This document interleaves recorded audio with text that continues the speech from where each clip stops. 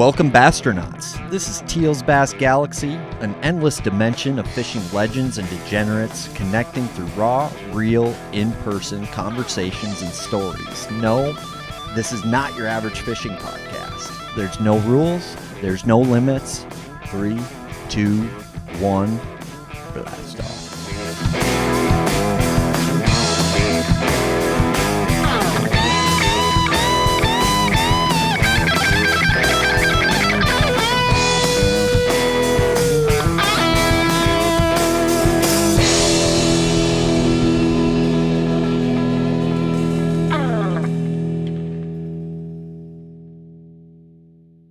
This podcast is intended for mature audiences. Viewer discretion is advised. And subscribe to our YouTube channel. Attention all Bastronauts. This podcast is supported by the Bass Galaxy's title sponsor, Waypoint Angler Supply, the Midwest's new landing pad for hardcore anglers just like you and me. If you're looking for the sneaky goods you can't find anywhere else, look no further. Waypoint Angler Supply has the largest offering of JDM tackle in the Midwest, and they are right here in Minnesota on Lake Minnetonka. This is truly a place every bass fisherman in Minnesota needs to visit because we finally have a tackle shop in the state that's as dreamy as the ones you find down south. And the staff at Waypoint Angler Supply understands the various needs of us anglers, which is why you'll find the selection there so enticing.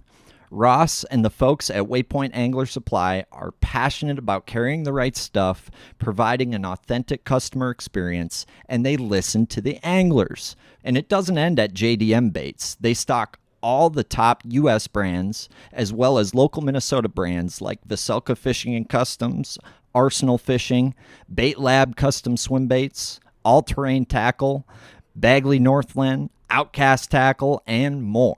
So stop into their store on Lake Minnetonka or visit their website, waypointanglersupply.com. That's waypointanglersupply.com. For the month of July, use the code GALAXY0224 to save 20% on your next tackle binge. The Bass Galaxy is also supported by Vocelka Fishing and Customs, Supreme Lending, Dream Team, Lake Country Insurance Services, My Wedge Motor Support, just north of Memphis, Barbecue and Catering. Thank you. But welcome back, dude. Cheers. Cheers. And another day here. I see you sold your boat, which is freaking sweet. Yeah. It's weird how problems change in the world, right? You probably remember back when you were, rebuilding an engine on a Gambler, and that was your main problem. And now, boat sales, it was a little tougher than I think usual with boat sales for used stuff, especially. So it took 6 months to sell that boat. Dang. Yeah. And I felt like I had it priced fair, Oh, for sure. Like I didn't want an arm and a leg. I knew I couldn't charge a dealer price because I'm not a dealer. Right. So I didn't try to get top dollar. I just wanted to sell it. And there's only tax on the trailer, I think, private party, technically. I'm not sure or how I'm it not worked sure out. how that worked with. I'm not sure how it worked out with the buyer. Because did you facilitate it through like Warner's or something? No. No, a guy bought it. He's out of Coon Rapids. He bought it, and we dealt with his bank, and it was pretty smooth transaction. So. Did I hear something about the title or something was jacked up? We had a little issue with the MSOs, but we got that worked out. And we didn't know until the time of the sale. Sure. Because I just had the MSOs, and I had the wrong MSOs. I had the MSOs for my white boat for surfing. You. Okay. And it's just a mix-up in paperwork. They sent me the original MSOs after I'd won. Yep. And they got lost in the mail. So I call up Skeeter. I'm like, hey, I need the MSOs for my boat. Yeah. And they get lost in the mail. Oh, yeah, okay, we'll send them out to you, no problem. Well, there's, X amount of boats now. So they grabbed the wrong MSOs for the wrong boat. It happens. So when I was at Intune, I mean, it would happen once in a while where you get the wrong one in the mail. Honest mistake. Hopefully it didn't cost you too bad with the boat sale or anything. The guy was real understanding and patient, and I thought, I'm like, okay, this guy's gonna leave, and I didn't blame him because it's like oh, I don't have the paperwork for the boat all of a sudden, you know, like it seems sketchy on my Well, end. it's not like, that you didn't have it; you had the wrong paperwork. You had the yeah, incorrect but imagine a paperwork. guy trying to buy I get that. a $50,000 boat, and it's like, oh yeah, it's for sale, but I don't have the paperwork, you know. But he was understanding. He was very patient, cool dude, and we worked it all out. So Good, it good. was- yeah. So I guess you're always one who's always studying the game, always hungry. It seems like even when you're not fishing. I guess watching how the sport's changed and continuing to evolve. What's been kind of your main focus, or what's the main thing you've been trying to work on with your game here? Because I think you're a pretty versatile angler, but you seem to be very calculated in what you decide to learn and what you decide to try to get better at, you know? Yeah. So the big push is obviously jighead minnow. Obviously, that's the huge push right now, and that's nationwide. Everyone's throwing jighead minnow, and like I want to learn it, and like I've spent time doing it, but I'm not all in on it, if that makes sense, because I realize that not every tournament in Minnesota is be won on a jighead minnow. Yeah. I mean, between me and you, I don't think very many of them will be won on a jighead minnow. I don't disagree. So I'm not investing a whole lot of effort and time into that. I am investing time and effort into it. I have caught plenty of fish doing it, but it's not the end all be all for me, if that makes sense. I'm still working on other things. Like That makes sense. It is interesting, I guess. I am curious to see how many tournaments do you get won with it, kind of like, because watching this Zona stuff is kind of the only thing that's making me question that. He's What? doing it on like just Michigan water for largemouth. Like, he is, huh? pretty deep. What's their bait fish? That's the thing, is I think they've That got, drives that, I think. definitely, and I don't know if there's enough forage based lakes where we're going anyway. I could see maybe like way up north, like Capitokuma, maybe. Yup. Cab. Pokegama, absolutely 100%. Yep. You will win events doing it on Pokegama. Smelt based. Like Yes. this whole jighead minnow thing is shad based. Shad based. Yep. But it, like with Gussie, that was smelt deal up on Lake of the Woods and Rainy, you know? So Bait fish that suspend in basins and get in big groups where fish push them around. Like maybe you could do it. Like most of our fish, at least fish that I fish for in my area and lakes around here, are bluegill driven or crawfish or perch driven. Yep.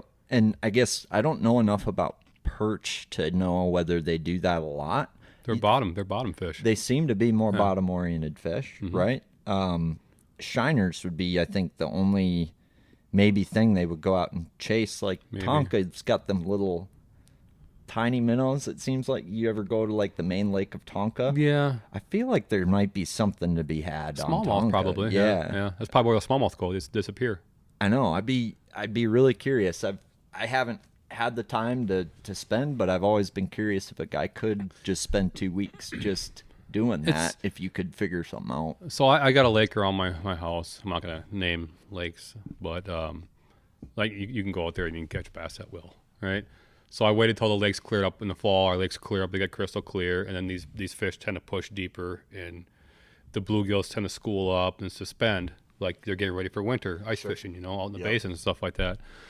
So I tried this whole scoping out in the basins or scoping where all these bluegills will gang up and all that stuff, and like I was catching a few fish doing that, but they tended to be smaller fish. Yep. Like the 2-pound class. There was fewer of them. And then I would go to a piece of structure and I'd blast 4 and 5 pounders. So I'm like, I don't know. I think it has to do with the forage base, the lake, and what those largemouth are trained to do and eat. If they're trained to eat perch, crawfish, and bluegills, are they gonna? I don't know. We're still learning up here. I mean, let's just look at the track record as far as I'm concerned. Let's look at the track record of what you've done, and you've proven to be the most dominant angler in the state of Minnesota over the last 3 or 4 years. And I wouldn't say, besides maybe Mille Lacs, which I don't even think Mille Lacs, I don't know if you were video gaming them in forward mode where you were hovering a lure above them ever. Is that ever something that you were doing? Not on Mille Lacs, no. No. On any lake? I have. Yeah. Well, so have I. Yeah. But not it's on a Mille Lacs. matter of, if we're looking at the most dominant angler, you're still winning off structure. And conventional techniques. Conventional techniques. Yeah. Correct. And I guess until we see that change, I have a hard time betting against you, bro. Well, it's. I think it has a lot to do with our where we're located. We're spoiled. We have so many lakes and such huge fish populations that it is hard for us to not go traditional because it's so easy for us to catch fish. Yeah. So it's like it's hard to venture off and spend a day possibly not even getting a bite or seeing a fish to try to figure something out new when you know you can just go here, and catch a ton of fish. I'll give you a prime example right off my dock down there. I'll go grab this, cool lure or whatever from Japan, bring it down there. This cool lure from Japan, bring it down there. You know what still catches them the fucking best? A slug. Yeah, made in Minnesota. Slug. Yeah. Like, it's the MVP bait off my dock, and I think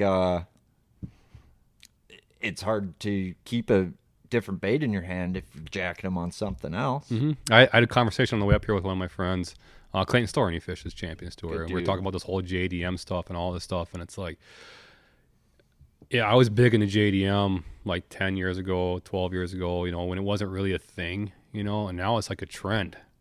And when we were having this conversation, it's like I'm almost to the point now, I hate saying this, but it's almost to the point now where I don't want to buy JDM because, like, look at the grass piece, perfect example. It wasn't that long ago. You could buy some here and there, Mm-hmm. I got my hands on a few of them for $17 a piece. Well, Shout out Ross. Yeah, thank you. You go out now and say I build confidence on this grass piece. I got a tournament coming up, but I'm catching them on a grass piece. I've got 2 left. I got to order more. Or I lost my last one. I got to order more. You can't find them. They're gone. Yep. So now you're going into a tournament. Your confidence is down here because you lost the one lure you were catching them on, and it's irreplaceable at this point, unless you go to eBay and you pay $40, $50 a piece for basically a chatterbait. So it's like I'm trying to buck the trend because this Japanese trend is so hot right now. You get these baits that come onto the market and they disappear instantly, and you can't replace them. There's a lot of truth to that, I think, with the scarcity. And it's weird how scarcity drives demand. Mm-hmm. And I think there's a lot of companies, that learned that from COVID. Like, if we're out of stock, it actually makes people want it more. Mm-hmm. But I think there's so much tackle out now that it's almost a good thing because it's like, think about the 90s, dude. You could throw like a jig or like a worm. Yeah. You had a few options. So that's all they saw. Now, a bass, when you go down the bank, it might see a chatterbait, a swim jig, a Texas rigged craw tube, a Texas rigged beaver, a Texas rigged worm, a drop shot, a shaky head, a Nico. That's true. A spinnerbait, a buzzbait. It almost makes the conventional a crankbait. That's what I was talking, like, that was kind of the basis of our conversation was like, I almost want to just buy conventional tackle. So if I get on a hot bite, I can replace it and I can have it readily available for me. And I don't lose that confidence in my mind because the biggest part of tournament fishing is confidence. Absolutely. So if you catch them on that, I don't know how to say that thing. What is that thing? The koiki? The koiki. You catch them on the koiki and you only got one in your boat and you're blasting them in practice and you lose it. And it's one day before the event. How are you going to get one of those there in time? Well, you buy 2. I guess you could, yeah. But there's so and much you of it now. You plan to lose 1 to a pike, but you don't plan to lose 2. But there's so much of it now. Right. I think you mentioned on one of your podcasts that for 10 JDM baits you buy, a couple will work and the rest are kind of... Well, you've mentioned that to me too on our podcast, but that's part of... So you got to filter through what... what always bothers me in my mind is like, I know how situational lures are and time of the year, how situational things are, where today you could not get a bite on it, but a month from now, it could be the best lure in your tackle box, and you would never know. So how do you cycle through these lures and say, this is junk, this is good, this is junk? It's hard to, and I think you made me think of something with just my experience with it last year with a couple of techniques. It took me a summer to learn and filter out probably 10 techniques, JDM ones, to figure out that there's 2 that I really freaking like. And I didn't realize how much I liked them till it was a little late. But now this year, I'm taking what I learned with that last year, right? And I'm now have that filtration process where I can add those two things to my repertoire. Yep. And I know what they're gonna do, and I have a year's worth, like a lifetime's worth in my mind of confidence on them. And then I've got a new project this year that I'm gonna play with. That I'll probably kick myself with that. What's which that? Is, you know, your scoping stuff. Oh, like playing with the scopes. Yep. Yeah. You're and showing me some of that terminal stuff, and it's like, wow. Getting very experimental there, but also understanding that I'm going to have 2 or 3 staples that I'm going to be able to rely on as, I don't know. I'm not a scientific person, but the constants. That's the key, is you have your everydays, work, tried and true, and then you dabble in this, and then you dabble in that, and you dabble in this. You just described Aaron Teal very well. Yeah, yep, that's what I do too. And when we go to the lake, right, and we're going to play for the day, maybe you're practicing, maybe you're not, but you're practicing, you're going to maybe have this, but you also realize that you're maybe play around with a little bit of this, and this too. Yep. That's part of the fun, I think, and I don't necessarily think it's necessary, though. No, like but what's fun and what's necessary. Like it goes back to, again, confidence. If you find that certain little thing, that might give you that edge, it builds your confidence. You fish better. You're gonna have a better tournament if you're confident. Absolutely. So I'm always torn between stuff like that. Going back and forth and like what to order, what not to order, what to buy, what not to buy, and it's like I just bought some of those bottom up beebles. What's that again? Though they're spinner baits. Yep. And they have that little thing in front of them. Yeah, so it gives them more of a shimmy. It's kind of like a cross between a chatterbait and a spinnerbait. I've been looking at those and have not put those in my cart yet. So I bought some. They're $20 a crack or whatever they are, Yep. They're JDM. And I like them. I like the concept. They do what they say they do. They have awesome action. But the only downside is I'm a big rod, heavy line fisherman. And they have little itty bitty hooks on them. Little itty bitty JDM hooks on them. It's like, over there, they're used to fishing like 12-pound tests in their spinner baits, like 7-foot medium rods or something. Like, it's just got a little itty bitty hook. And I'm like, okay, well, I got it on 20-pound test on a 7.3 medium heavy, Yeah. So I'm like, I can see this being an issue. And, well, you've learned that you make the mistake enough times you can kind of see that through online, like, oh, I've been down this road before, like a little bit. Yep. And I'm learning that with the minnows too. I've got all these weird minnows, but there's like certain JDM stuff that you can like get a bunch of, and there's other JDM stuff that you like can't. Well, I think it depends if it's getting talked about or not. Right. Like, for example, that little raid bait there, you should grab that quick if you can Which reach one? it. It's the only raid, I think, bait. Oh, the sweeper. Yep. All right, hold on. Let me get my ladder out. Sorry. Yep. Climb down the ladder. Sorry, dude. So, like that one, for example, on a drop shot, I mean, you've heard of like a mega bass haze dong shad? Yep. With the little paddle on it? Yep. I mean, I got a bunch of them. Playing with this in the tank, I think this will rival that. It reminds me of the drift fry. I think, to me, this is a better drop shot bait, or I don't know, but the Japanese designed this to be fished weightless and thrown like a hair jig. Really? Yeah. But it's got that little notch in the noggin of it, so that you put the hook point into that little notch right there. So you nose hook it, but put the hook point through that notch right there. It keeps it perfectly upright and level. And that the action on that thing is about as sexy as I've ever seen on a little drop shot bait. But I originally thought of it for, strolling. And what I guess learned is these fins here are actually going to prevent that bait from probably being the right hoverability, but really good in a drop shot scenario. Like, it sits perfect and it jiggles this way. If you swim it, it huddles like that. And these you could buy 100 packs of. Really? Mm-hmm. Pretty available. I mean, Waypoint's got plenty of them. Probably won't after we talk about it. But Well, like, so you got any of those super fish rollers yet from Raid? got a bunch. They're kind of easy to get. For now. Yeah.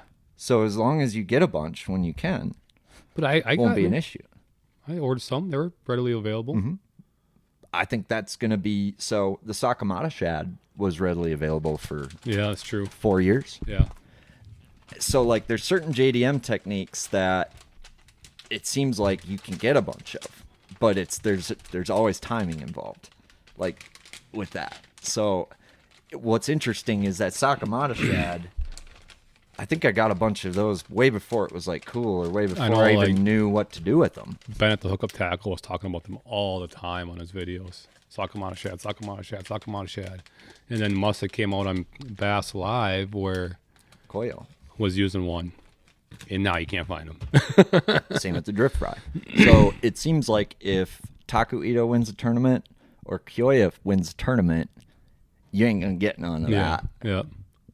But then there's these little one-off companies like, I mean, you want to talk about, like, there's also shit like weird, it seems like Japanese companies must have size or distribution power too or something. Like a Hinkle shad, for example. That's what, 2 years out? I don't even know. 3? Unless you want to go to eBay. Okay, you can get them. How much are they going for? So, it's funny. So I haven't looked for like 6 months for prices on Hinkles. And I just I fished the Fall Brawl, the Arsenal Fall Brawl on North-South Center last year. And Connor O'Connor was there. And he had Hinkle tied on. He's like, "Where's your Hinkle?" I'm like, "Well, it's down and out. You know, the fins are toast. You know, I lost the tail fin. And, you know, the bass shredded it. It's done. You know, it wasn't swim right now. I don't have the fin on it. You know, so I got fins for you. Throws me a pack of fins. So I'm like, sweet, because I couldn't find them anywhere. Replacement fins for a Hinkle. Here he had a couple packs with him, just randomly. So he gives me some fins, and then, long story short, I replace all the fins on my Hinkle. And I'm like, just out of curiosity, I wonder what Hinkles are going for. The price has to be coming down now. You know, has to be coming down now. No. They're still being sold between anywhere from $700 to $1,000 for a Hinkle on eBay. Damn. And they're selling. People are paying that for them. There's a couple on auction that went for like $1,200. Jesus. Oh my man, that is insane. Yeah. But like that weight is sold out everywhere too. So why is that? I think it's the only weight with the little like thing that you can hang it on a ring hook. Oh, I was just thinking that. Or, you know, they've got like I just bought some downshot leaders. So, like, goddamn, now I'm grabbing shit. I'll get me a beer since you're grabbing stuff. Yeah. What? Another beer? Yeah. Try one of those Minnesota Golds. I haven't had one of these yet. They're sponsored. Tell me what you think of that. Really? Yep. And I'll grab you a Busch Light as well. But No, I'm good now. where did I throw those? I thought it was an IPA. I was trying to take it easy tonight. Nope, we're good there. I know you gave that up. I've seen these before. Really? Mm-hmm. We might have drank them before. No, I've seen them in beer stores. Yeah, that's anyway, I can't find those downshot leaders, but yeah, no, it's pretty good beer. It's pretty good beer. So Cold Spring Brewery, yeah, they've been around since like the early 1900s, or I don't know, maybe post-prohibition, but whatever. Yeah, it's good beer. This is Minnesota Gold Light, but yeah, they got a couple different offerings, but I couldn't find that downshot leader. Do you have that weight? There's only 2 of them. But yeah, there's like all kinds of weird rigging stuff coming out of Japan, and it's like it seems like there's certain things you can't get, and there's certain things that you can. So that's one thing I should need to look at more is the terminal tackle side of the JDM world. I don't know, man. Maybe not. Just stuff like that. Like that would be nice for hanging on a Hinkle. If you want to fish it, 15 foot or something like that. That would. Otherwise, like right now, I wrap lead around my hooks. Oh, sure. I've been doing that for years and years and years, and that works. But that would be more convenient because if you want to just take it off, you pop it off quick. Yeah, and you can like they make a bunch of different sizes. Yeah. So you could just it takes a lot of lead to wrap to get that Hinkle to sink down to absolutely 10, 12, it does. 15 foot. Absolutely, it does. I was trying to make some balsa crankbaits suspend last fall, and I couldn't believe how much weight it took to make some of them suspend. Things are buoyant. Some of them. But that's part of the reason why they're good. They're like they're easy to get out of snags. Yes. It's like you pop your line, they pop right out, they rise up, and you keep rolling. Absolutely. Well, I guess, have you gotten any flack from anybody or any jealous haters from, I guess, what you've been cooking up the last couple of years with the last boat? I've seen it before where a guy wins too much and people start to, get mad about it. I haven't heard anything yet, but I'm Good. sure there's something. I'm sure there's stuff out there, But I wouldn't worry about it. But like you said, there's always someone, I don't want to say names, but I've heard about other people in the past, oh, they're cheating, they're doing this, they're using live bait, blah, blah, blah. It's like, no, they're not. They're not. They're just, you're just getting outfished, Mm-hmm. Mm-hmm. But don't get me wrong, I get my ass kicked more than I win, for sure. I don't know if that's true, but you're running quite the electronic setup. Let's dig into that a little bit with Humminbird. Yeah, this year we stepped my game up a little bit. What system are you running this year? So I, previously I've always ran helixes, and I love helixes. They're super user friendly, they're easy to use, and I can do anything in my mind. Like, people call me up, I got an issue, and I can run through the menu settings. I can fix anything over the phone usually with the helix because I have so many hours, thousands and thousands of hours with helixes. And this year I switched to Solixes and Apexes. So I have two 12 Solixes at the console, and I have two 13 Apexes at the bow with a 10-inch Solix for mapping. And then I have target lock with Mega Live, and then I have another Mega Live with my trolling motor for hunting. So no 360? Oh, sorry, yeah, that's just a given. Yeah, like I shouldn't even need to say much. that. Like, with all this live UHA blah blah blah going on, like, if you do not have a 360, you are seriously missing out. Seriously missing out. That just gives you the big picture of what is going on in front of you and around you. Like, that, in my mind, it is an absolute must. And I know you're a big wiring guy, like with how you're wiring it and all of that. And I've learned that that's a big deal. We've talked about it before and whatnot. But are you running lithiums or anything? No. Lead acid for the trolling motor, and I run two AGMs. I wired them in parallel, so basically they're one giant battery. Yeah. And they run everything. Pumps, all the graphs, live sonars, start the engine. They run everything, and I haven't had an issue for years, and that's how I do it. Never like any X2s or? Yeah, they're basically X2s. They're North Star AGMs, which North Star makes X2. Oh yeah, yep. So yeah, a lot of them battery companies make the same. Yeah, they just rebrand them. But I bought the biggest ones that I could find. I think they're like 2100 cranking amps each or something like that. So they're big and they're powerful, and never had an issue. Like, I can go 3 days without a charge and still keep rolling and not have an issue. Sure. What have you learned with setting stuff with your 360? How are you running your settings on that? Are you running it faster or slower as far as the panning? I run at 3. Slow. It's slow, but you get a very detailed image. For sure. Nice. Oh, if you did see that, I made a little quick video on I did Facebook see that the other day. It was sexy. Yeah, I have Apexes now, so I can record. So It was slow. Playing with that stuff, but it's slow. It's a slow sweep, Yeah. but I get a super clean, clear image. Sure. And I'd rather see detail than, because if you speed it up, it can stretch it or it can blur it. Well, you've got your live for that right next to it. If you Exactly. If I need you instant, need the real time, which way they're swimming. Or if I need instant feedback for anything, I have my live to do that for me. Sure. You ever cut your pizzas down, or do you always leave it full? I always leave it full. Yeah. Because I don't want to miss anything to the right or the left of me. Because there's lots of times where, like Mille Lacs Lake is a perfect example. Let's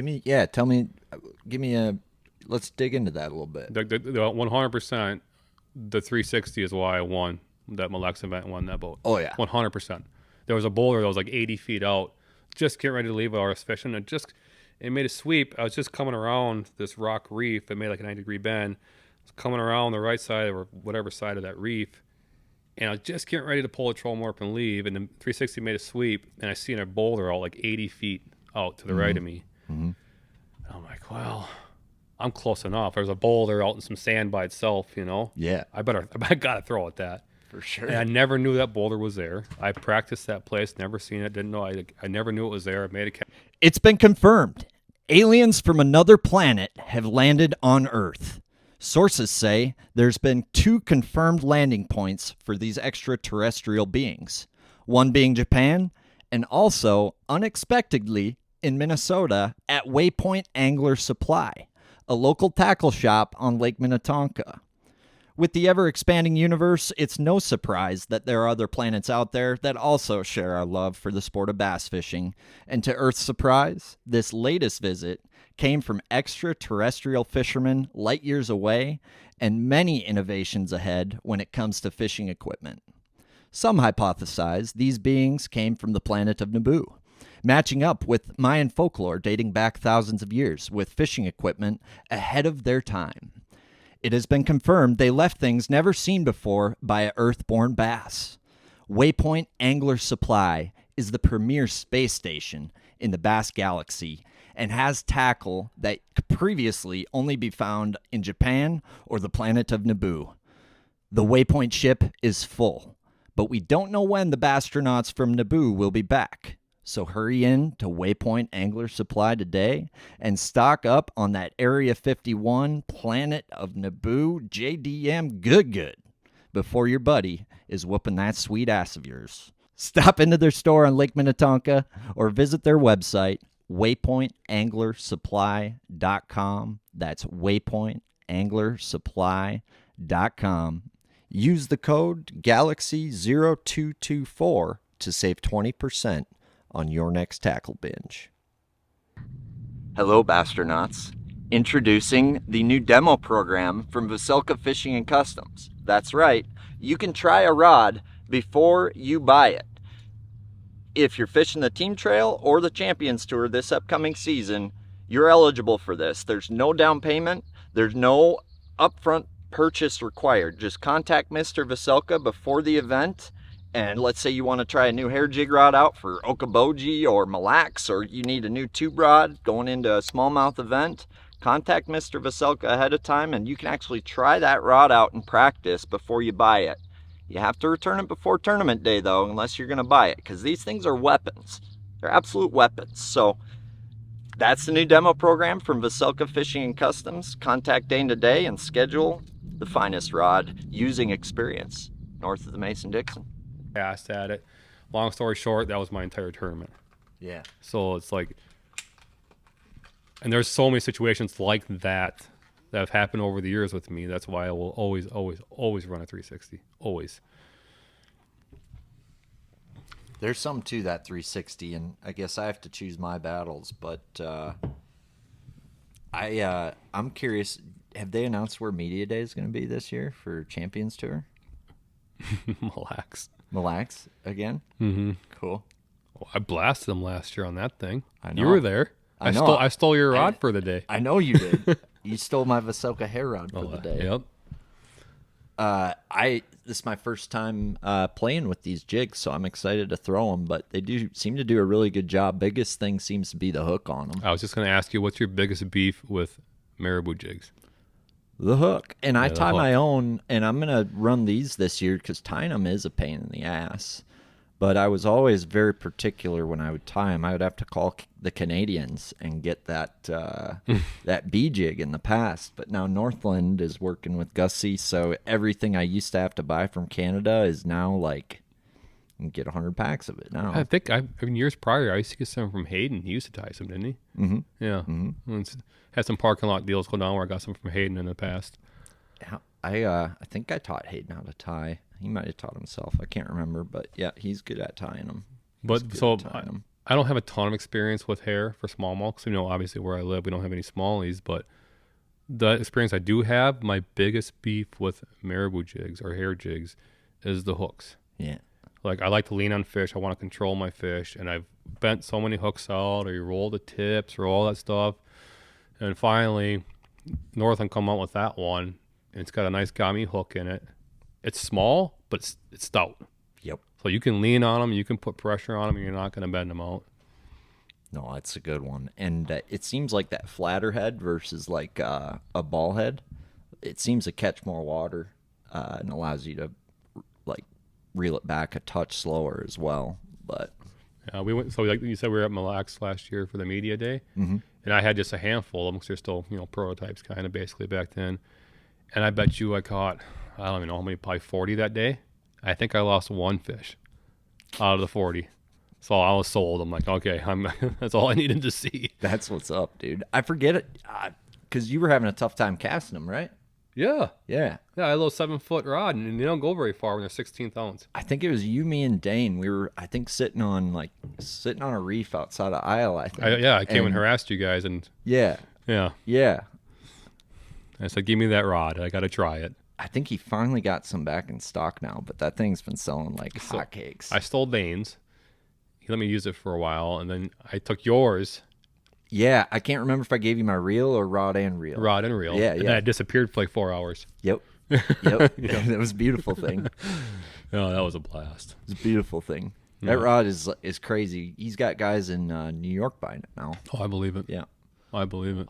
Littner and I were talking about this little dinner mint here, and he was asking, we were talking about it, and like probably one of the more interesting kind of things we worked through was he was catching them really good on bait and knock on Gancraft glide bait. I remember that conversation. And yeah, it's funny how this hair jig works. I feel like, I mean, if you think about when a smallmouth is like in that super angry crackhead like mood, how much do they eat? Probably a good amount.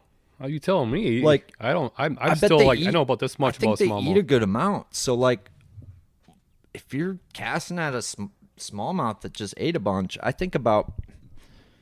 There was a tournament on Vermilion that you had done very well in. I think you might have won it or come close. You were leading after the first half, that first one up there. Yeah. And I remember looking at the moon and stuff. It was a full moon. And I think, like, with all the crawfish in Vermilion, I think those fish gorged the night before because it seemed like everybody had a good practice and then everybody was having a tough morning and you were leading. And you were throwing a very reactionary bait. Like a jerk bait, if I remember right. How do you remember this? Because I take like I'm a student of this sport, dude. I'm obsessed with this sport. That's like, the same reason why I lost, though, too. Correct. Yeah. So I guess to me, when a smallmouth isn't hungry, and Jared and I were talking through this, what's a way to make it eat? Is either make it angry or make it react to something, or give it a little dinnerment because after you just ate a big cheeseburger or something at Texas Roadhouse and you're all full and done, like you're still grabbing a little peppermint on your way out. You know what I mean? Like, can't resist it. So I think there's something to that with the marabou jig and smallmouth because I do think they're generally a well-fed fish in most of the lakes we fish. But so when's your ideal? Like when do you start to fish them and when do you put them down? Because that's what I'm trying to learn still. So, in my opinion, the best time to pick them up is from right now, May, until it seems like there's a time. It's either in July or August, and it depends on the year. Is it a spawn thing or is it like I think it's a. Obviously, it's a mayfly hatch thing too. I know that, but like, can you catch them like ice out, cold water with it? Like, yes, early season. You can. Yes, it's very good early cold, not as good late cold. So basically, from ice out until post spawn. That's probably when it's dynamite, but it is good in the summer too. It just depends on your bug hatches. I think so. Talking with Waldron, who's a big bug guy, and then just from personal experience, it seems like there's a transition in the summertime where they start to want a bigger meal, whether that or switch to minnows, more of a minnow profile. So it seems like when you are replacing the marabou jig in the summertime, it's because they want to spy bait more. So it's not that the action's wrong. It's not that Just want a bigger meal. It's a matter of they're on a minnow bite now. Okay. And then fall, they're fattening up, for winter. So it seems like they want bigger yet than a spy bait later in the season. 5-inch swimmer, 4-inch swimmer, big tube. And then before they switch to bugs in the winter. And they eat bugs most of the winter. That makes sense. Because same reason. They're cold, they're freaking pissed off, and that's something that's easy to eat, easy to metabolize. That's one thing I've kind of struggled with smallmouth. Is like, I said, I don't I don't have them readily available to me, so I can't learn. When I learn is when I'm practicing for tournaments. It's the best way to. I mean, But it's challenging too, you know. you're good at it, dude. 'Cause You're you probably the fastest learner I've ever seen with the smallmouth thing. Like going to Vermilion, like you said, I'm like catch them on a reaction bait. That's my first time actually fishing a smallmouth tournament in my life. That's crazy. And you were leading Yeah, the first half. You led the first half. I should have won, but I dumped like 30 pounds of smallmouth because I was throwing up jerk bait, and they had those out barb hooks, and I kept it break the hooks or I'd bend them out, and I was learning during the tournament. You remember who won? Brad Leitner. Leitner. Yeah. I didn't know he won that one. Yep. He's throwing a hair jig? No, he's fishing docks. Throwing a tube on docks. Got it. Yep. But like I was learning during the tournament, and the switch that I made too late in the day after I'd lost all these fish on a jerk bait was I'm fishing shallow smallmouth. I'm trying to get a reaction out of them, and then it clicked. Dummy, why don't you throw chatterbait? Switched to a chatterbait, never lost a fish the rest of the day. And I was just getting, I was getting just as many bites. I just couldn't. I lost so many fish throughout the day on a jerk bait that I was learning. And when you're learning during the tournament, a new technique, a new style of fishing is super hard. Oh, dude. Yeah. Like if I could go back and just put different hooks in that jerk bait, like it's every tournament fisherman has those stories, dude. That one burns me to this day. Vermilion, there's a couple on Vermilion that burn me to this day. There's a couple terms that stick out in my mind, and that is one of them. Yep, me too. Well, yeah, but yeah, like, I'm still trying to learn the smallmouth thing. Like I don't have much experience with it, so every time I go to a smallmouth fishery, I'm trying to practice and learn at the same time of like how to understand these fish. They seem more predictable in my mind than a largemouth. In some ways, I think they can be harder to catch, but they almost seem like they're more predictable. Can be easier to catch as too. far as like areas they're going to be. Yeah, if that makes sense. I don't disagree one bit with that. And I think with smallmouth, it just seems like their mood is like the spectrum you need to have for like your punches, like going into smallmouth. It seems like, and this is coming from experience on both the tournaments I've had success fishing smallmouth and been burned. And when I'm burned fishing smallmouth, I'm doing the wrong, like I'm not opening my mind to the spectrum I need to be opening my mind to. It seems like you're 1, 2, 3, 4. You need to have like 4 punches of like very different things on smallmouth. It seems like, and yeah, wind, the day. But I don't think they're as complex as we think, or as they lead on to be. I really don't. Smallmouth I try to keep simple because I don't understand them yet, so I try to keep it to like a 4 or 5 rod deal. I mean, if you look at the northern swing guys and the pros going to the northern swing, 4 or 5 rods. Yeah. I mean, does it really deviate from that? Not really, no. Nope. So then like largemouth, you look at like east-west rush, I had like 30 rods on my deck. Really? And I caught fish on almost every single rod. Like, because I have more experience, so I can pull from more experience on different situations, different baits, you know. That's interesting because I feel like you wouldn't have needed to have 30 baits. No, I didn't have to, but I did. Yeah. Because like I have to make this one cast on this one place with this bait. Yep. So I'd have one rod for that 1 or 2 casts I'm gonna make that day, and I probably wouldn't touch it the rest of the day, you know. Yep. And I had many of them. I learned a lot from you just on that rush deal. I think we've talked about it before, but I really like that lake. I love that lake. The lake's fun. It can be really, really, really, really tough though too. I could see that. So that day was a perfect storm. I think that one was kind of just meant to be. Fate had its way. Fucking laughed everybody, dude. I think everybody was like, fuck after that one. Like pure dominant performance. Well, I think that was a lifetime of fishing where I lived. Where I live. It was a lifetime of fishing where I live, and that lake was identical to everything I fish around home. And there's not too many lakes in Minnesota that are like that, except for where I live. Yep. So it was a special situation and a perfect scenario, and the perfect weather, like everything lined up perfectly. We knew, Peters and I were talking about that leading up to the event. That, I mean, yeah, this is definitely right in your wheelhouse. I thought the locals would do a little better too. Arnie showed out, obviously. Yeah. It's weird how that west half, absolutely shut the frick down second half. That's what was the weirdest thing to me, I think. Yeah, it was. Like, what would you have done on the west half, second half? Like, I don't know. I know, It seemed but like nothing was working. I know, but I can't talk about it. Well, I'm just wondering if what I was doing in the morning would have worked in the afternoon on the west half. Because the east side was better for me because of what I was doing, but it was working on the west side too. If that makes sense. There was just more fish on the east side. Seemed like there was more fish on the east side, Yeah. bigger fish on the west side. Yeah. Yep. From my practice. So, But curious where the championship will be this year. I think it'll be in Alexandria somewhere. Interesting. I have a theory behind that because if you look at their sponsors for the year, they have Explore Alexandria for a sponsor, but we're not going to Alexandria. Yeah. So maybe we're going there for a championship somewhere around there. That's all I can think of. I hope not, but it should come down to where I live, like Big Jefferson or Tetonka or somewhere. They are going to Tetonka for the team trail. Team Trail. You're not fishing Team Trail. No, I almost did just for Tetonka, Yeah. I'm surprised to see you not fishing.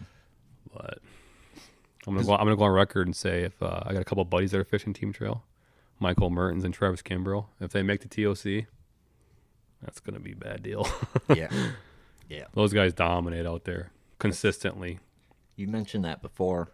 We had two big tournaments there last year. We had a winner take all event for 10 grand, and we had we call it the Fireman's Derby is what we call it. It was like 4 or 5 grand for first, 50 boater. They blew that one out of the water, and the winner take all was an individual event, and Travis Kimber won that one. He blew it out of the water.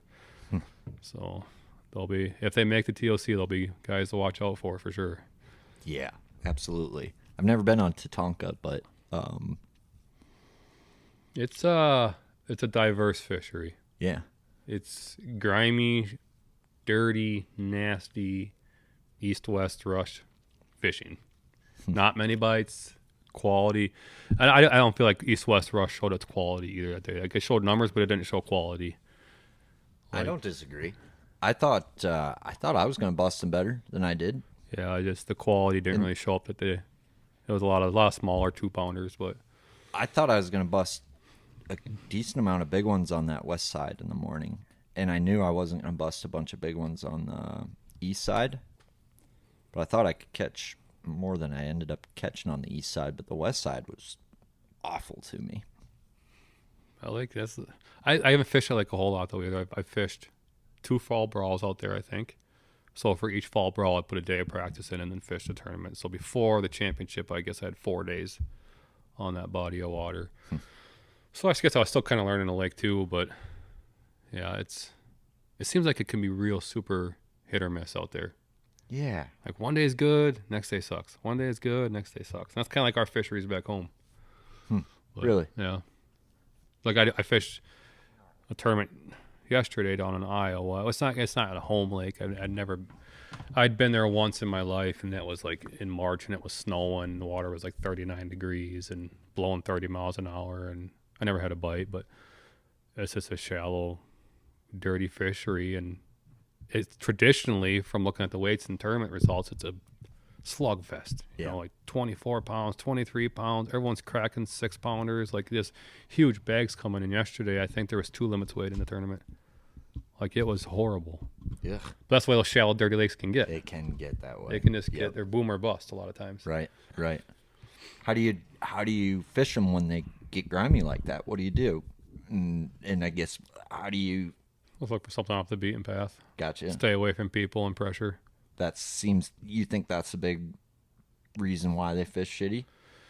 Yeah, because they're shallow and dirty. They ain't got a whole lot going on, you know. Yeah. But I say that yesterday. Me and Tate, my son, we got second in big bass, and we were fishing right around everybody else because that's the only place you could even get a bite. Yeah. So I don't know. They're different fisheries. For sure. Well, I know you're a big studier of the sport, and I'm sure you've been watching a lot of the pro stuff live and whatnot. Mm-hmm. Curious your take on that whole scene. What's what's been some stuff you've noticed like on the Pro Tour? And I guess I feel like you watching that shit's there's got to be some emotions when you watch that stuff because you have the ability to be there and you know you do. So I guess that's well, I mean, we all think we, have that ability. And for me to say that I know I could do it would be a lie. 'Cause I don't know for sure if I can do it or not. I'm pretty sure you could. I would be willing to put my money down to try to say I could do it, though I don't know. But I think I would hope. But yeah, I go back and forth on it. Like there's days I wake up and it's like, man, like it just hurts my soul, There's other days like, I'm kind of glad I'm not there, I'm kind of content here. Life is good. I'm happy. So I go back and forth on it, so. Sure. I don't really know how to be, if it was 10 years ago, that's all I thought about. Got it. Yeah. I remember telling my buddies back when I was still fishing Thursday nighters and like, we called it Howie's or Gabby's Ultimate Bass Tour. Like, yeah, I'm going to fish the opens. They're like, you're an idiot. You're going to get your ass kicked. What are you doing? Like, and I would have absolutely 100% back then, 10, 12 years ago, probably. But like, I've always had that dream, and just the way the sport's going now is making me think maybe it's a good thing I didn't try. Why is that? Just this whole forward facing thing. I just don't know if I can compete that way. I'm too traditional. Yep. And I think that would be my demise. Could be. So I feel like maybe it's a good thing I didn't put my money down. I don't know. I also think you would have probably spent the time to learn, and I think you're a guy who... It's hard to train when you don't have... But that's all you would gizzard, have down there. shad. But you'd be down there doing that. Yeah, that's true. During practice, though, that'd be the hard part. Yeah, and I mean, it's a marathon, not a sprint. And yeah, maybe year one, you wouldn't do as good as you wanted to. Yeah, but But what would you learn that year one, and how would it gear you up to be then more prepared next year? Because I can tell you right now that, like, you put 6 anglers in that situation of getting their ass kicked and ask me how they're going to respond that following year, and I'm going to tell them that Noah Schultz is going to respond the best to that. I appreciate that. That's what I'm going to tell them. I believe that about you. I've seen it, and I think that you are a warrior. I think you're a competitor. I think you're fierce. Very, very competitive. Yep, and I think that you would rise to that occasion in my mind. Just knowing, just fishing against you, just seeing how you think, just watching you work, bro. I think you would rise to that occasion. We'll try, but and if you fail, which most people do, that's the scary part. You can't be afraid of that. No, but the financial side of it. Totally, dude. And that's, I think, the hardest part for you compared to everybody else is just the... And I try to tell people that, like, you have to remember, like, me betting on the farm here is dinner for myself, beer for myself, lights for myself, toilet for myself, and... What, 7 kids? 6, 7, 8? How many you got now? I support 5. 2 of them are self-sufficient now. So you've actually lost some kids. This is like, you're in a really good spot right now. Yeah, I guess, yeah. Thinning the herd a little bit, We got one. I think at 12 you could start charging them rent, technically, and they could be an income-producing asset. But so we have Tate, which would be Jenna's son, prior to our marriage, and I have a son named Cole, which he was prior to our marriage. So he's 19, Tate's 22. Trying to keep track here. Sorry if I'm wrong. No, you're good. But Cole, he's in Florida right now. He joined the Air Force. Oh, cool. So he's in schooling in Florida, and then he goes to Washington. So he's self-sufficient. Yep. Got married, all that good, happy stuff. Starting his life. Tate's self-sufficient, works full-time job. Don't have to worry about him. And we have the 5 little ones. So still a ton of responsibility. Like you said, yeah, like if I go that year and I fail... then what would I learn? I go back to next year. Well, it's like, the reality is you fail, you just lost $50,000. That's the reality. You need a plan for 4 to 5 years of failure. That's the problem. And hope that it hits 1 year, and it will for you. I'm just a typical average working man. I don't have deep pockets. I don't have a rich family. I'm just me just a working dude, average every single day dude. I don't make a ton of money. I'm just average, you know? So for me to fork up 50 grand, lose it, fork up 50 grand, lose it, it's like, that's probably not the best option, you know? And to your point, you get there. Well, now you got to fork over 70. 80 grand. 80, right? And that's the thing. Once you get there, it ain't like, no. It doesn't mean, I'm on $150,000 a year salary now. Yeah, the door's open and the money comes pouring in. It's not the case. Right. That's one thing I've learned about.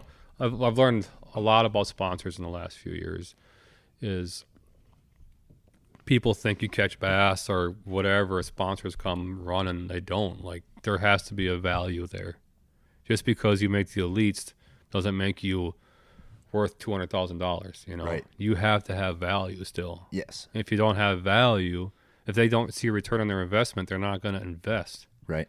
Because it's money. It's an investment, you know? That's a fact. They don't just give money to you because you made the elites and give you that, boy. Here's a big check. Yeah, you're not LeBron James. They'd be out of business. That's fact. You know? So there always has to be a value there. I get that for sure, but at the same time, what about the PGA Tour, man? I don't know. I don't watch golf. Yeah, but how many? Like, you're telling me 100 of them golfers are selling the shit out of clubs? No, but they're selling the shit out of golf carts. They have a bigger fan base. They have more money to go around. Maybe. And that's what it. I know there's a lot of talk about all this stuff, but I mean, fishing is a big sport in our world. Yeah. But in the grand scheme of things, I'd say it's pretty small, wouldn't you? Yeah. I mean, Bassmasters is doing the best job of getting it out there, getting it on public television and stuff like that. But it's not a spectator sport. That's, I think, the hardest that's what thing you and Littner were talking about. Mm-hmm. Yeah. It's not a spectator sport. It's not like a fun sport to watch. And I would argue that golf isn't the most fun sport to watch either. Yeah, I don't know if I could go watch golf. I mean, I'd rather watch a guy paint a house between you and me, and that's not that fun to watch. But I feel like Bassmaster, MLF, I almost feel like they're limiting themselves on what the potential could be with that. And Littner and I were talking about this, but I really think I liked your guys' idea, though. The platform's there, dude. I think the viewership's there. I think to pick your person and watch them, I think that's a huge opportunity. You said that, I'm like, I would pay so much money to do that. Yeah. So much money. Same. Because if I want to learn something, yeah, who's the best at it? I'm going to watch him all day long. Yeah. Like I probably wouldn't even watch the leader unless they were doing something that I'm not used to seeing or I want to learn about. Like, it'd be the ultimate, like, that would take it from, like, the worst spectator sport to, like, the best in my mind. Because you could watch the leader. You could watch the guy you want to learn about and how that translates throughout the day. Oh, in the morning, this guy's blasting him, and then his shit shuts off, and he doesn't adjust. And I'm watching him still try to do the same thing all day. Meanwhile, this guy's jumping up. Oh, shit. This guy was doing this morning. Oh, now he made the adjustment, and that's flickering on. And now you're learning how to make decisions as an angler. Mm-hmm. You're learning, like, the picture is painted so much better. It's a huge learning tool. I don't understand the issue. I don't know either. That would be, I heard that. I'm like, oh my God, like, sign me up. I would pay $100 a month to watch that. During the season, not all year. Yeah. During the season. Littner said they don't want that. I think he's got a point, though. Does he? Because I feel like then maybe the angler would have more power as far as sponsors go. Because if they're getting if this guy's getting 25,000 people to watch him, like, then he's got a ton of leverage all of a sudden, right? Yeah, now they're paying him more than Bassmaster.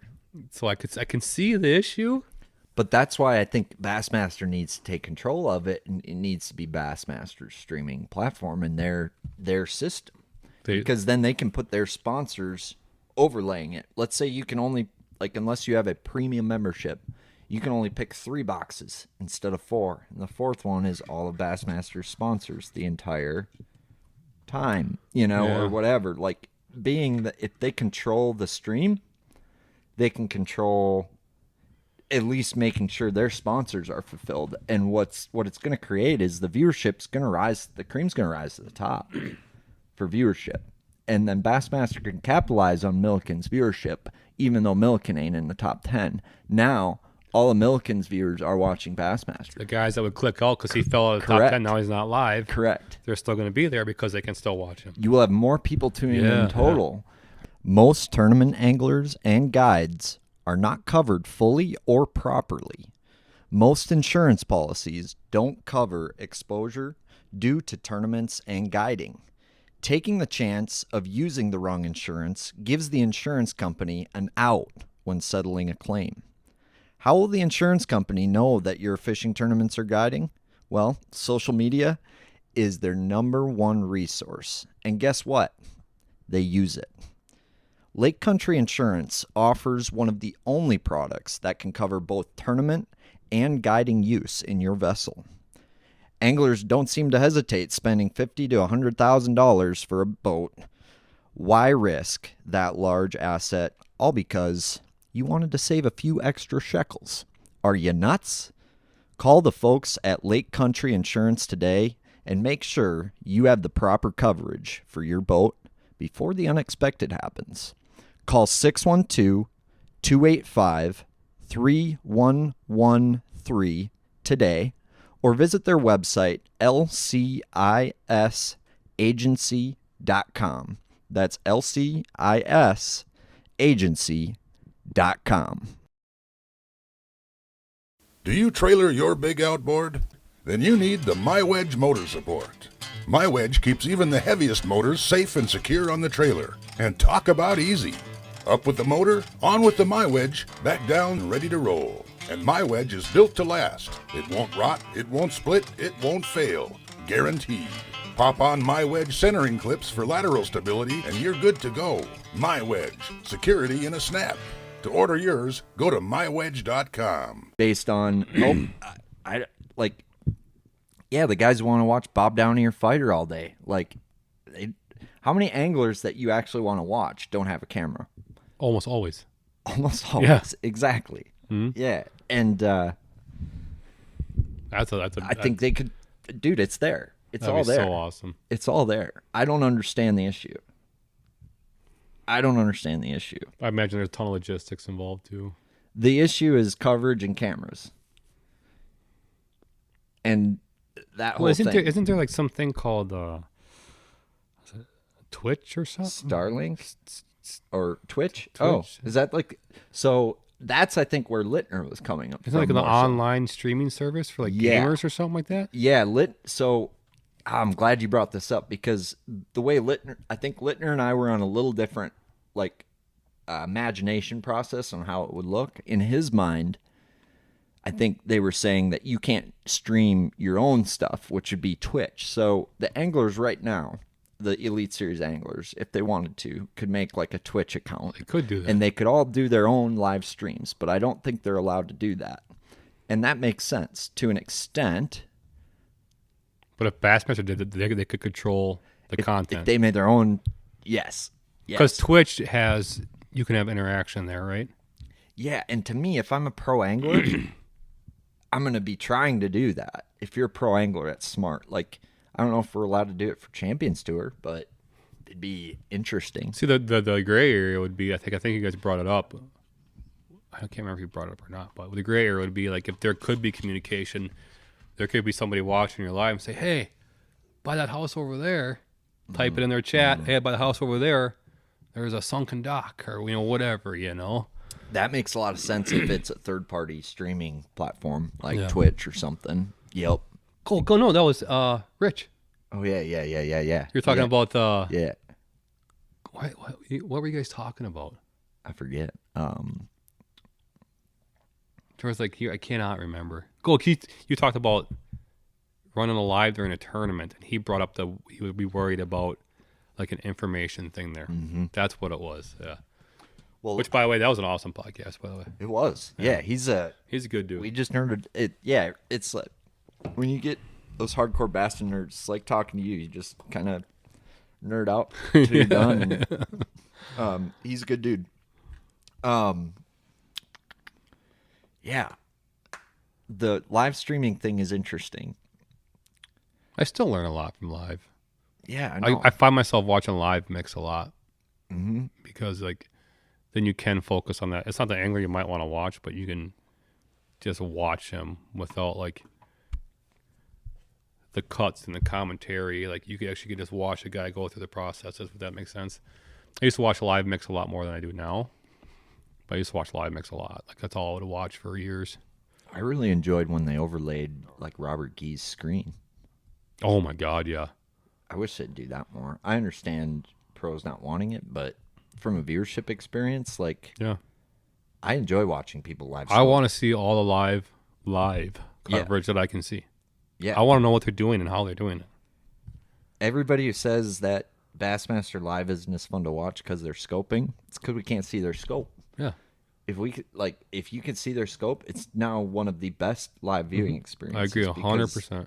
The learning that you get from that is priceless in my mind. That's the fastest way to learn. And Learning how many times they throw at them and don't catch them is good to know. Another big misconception too is like you've heard for years, like, oh, I can see the fish out at 100 feet. I can see my bait at 80, 90 feet. And all that. You watch these pros, 90% of the time they're not throwing any further than 40 feet. Yeah, They're tight quarters. It- in my mind, it is interesting. compared to what we're being taught. yeah. You know, as you watch them go through the motions, they're flipping it. They're not bomb casting out 100 feet. Like they're from here to the garage door away. They'll cast past the fish, lead it to them. Yeah, They're 30, 40, 50 feet out. it definitely seems that way. Yeah. And I definitely feel like I need them further away than that to make them bite. Like, I don't know. Not always, but I don't see like. Have you seen them cast out 80, 90, 100 feet at fish? 80. 80? Yeah. 80, but not so much 100. And like talking to guys who are good at it, it makes sense because your cone's so wide. Oh, then it's harder to. If 'Cause you're they're trying to hit further a out. fish on a head, Yeah. that's why I think, like, remember when we were talking to Fothergill and he said if he could have it his way, he'd have two and forward, one at 120 or 50 and one at 80. Mm-hmm. I think Yeah. that's literally, I think they like that 100 plus for To see them, to hunt them down, and And to then tighten it up. positioning that boat correctly and Yep. lining that shot up for that deer. Makes sense. It's a weird deal. No, I enjoy watching the live. It's fun, dude. The live of the live. The live of the live. I want to see the live. Like I said, I want to see exactly how they're using it, exactly what they're looking at. Like I want to see everything. Yeah, like when that first time Gussie won at whatever place. Oh, I was glued to the screen. The first time he won, it was boring as hell, though. The second time though. But the second time, Yeah. when you could see his live, Mm-hmm. now Demiki rigging is the most exciting thing to watch That's why, like, for me. the true hardcore bass heads, like, you get all these, like, you hear all the hate on live because they're the ones barking the loudest. Yep. Well, it's the internet in general nowadays. Like, I mean, I feel like a majority of people like live yeah, I think because so you too. go everywhere, everyone's got a live. Dude, that's the world we live in now. I feel like, the majority of the world also is in trance. Yet we see a lot of those radical views like accented in the news. And however you feel, I don't give a shit. But you know what I mean, Yeah. right? Oh, yeah. Like it's like the They're minority. barking the loudest. The minority has the loudest loudspeaker nowadays. It The seems squeaky like. wheel gets the grease. Yeah, it's like all of a sudden, like the most radical sides are the loudest because no one else gives a shit enough to say anything, Yeah. type of thing. I don't. Everyone has their own opinion. They're entitled to it, absolutely 100%. But I love fishing with live. Dude, me too. I love it. I had Hayes Baldwin out recently. He's a multi-species guy, and we were talking about like you have all these people bitching about live sonar right now, yet pro walleye tournaments can still use live bait. Yeah, that's Like, good. That's what? What are we bitching about here? And the reason why I love live so much is not because I want to cast it to individual fish. It's because of all the information it's telling me. You learn more quicker. You can make decisions that much faster. It's not It's a about tool. hunting an individual fish and casting and catching an individual. It's just about I'm able to process and see everything faster. Like the 360 is the same thing for me. Yeah. So I just got another tool now where I see a different set of information, where I can process and make decisions that much faster based on the information in front of me. So that's why I like it. Yeah. It's just another set of, like, it's another set of rules, another set of information, another tool to just go through the processes and come to that thing we're all chasing when we go fishing that much faster to enjoy my day. If you lose 4 Champions Tour events to a jig head minnow this year, will your opinion change? It wouldn't change. I would just I would be dead set on jig head minnow. That's all I would do to learn it. Yeah, same. But I would never say, like, get rid of live, blah, blah, blah. I would just be like, well, now I got to learn jig head minnow, I guess. So you ever fish like a baby tube? Years ago, it's been a while. You got some Great Lakes stuff there? Dude, I guess I bought everything they have except for that new tube. yeah, supposedly like one of the biggest smallmouth bags ever. A couple times were caught on this little guy. Are you shitting me? I'm not shitting you. I know there's been a big push for these lately. I bought the rest of the Great Lakes stuff that they have, but I just haven't bought. Do you like the snack craw? I haven't fished it yet, but yeah, Yeah. it's kind of cool. I haven't thrown that one yet, but what I like about that tube is you can take this little Northland Oh, the football head, yeah. and it's like the tube. It's like they designed this tube for a little Northland football head to go inside of it. I guess that's Gussie's favorite head, is that football head. Dude, after I've been playing with baby tubes with it, that Champions Tour Media Day, I just want to show you what I'm going to whoop some sweet ass on that day. Oh, yeah. There it is. Right there. Mm-hmm. I've hemmed and hawed on these tubes, but I haven't bit the bullet on them yet. I'm a tube guy. You know that. I know you're a tube guy. But I think there's some to that matte finish. Yeah, 100%. 100%. I'm a big matte finish guy, too. Yeah, that Northland football head, I think there's more to it than people give it credit.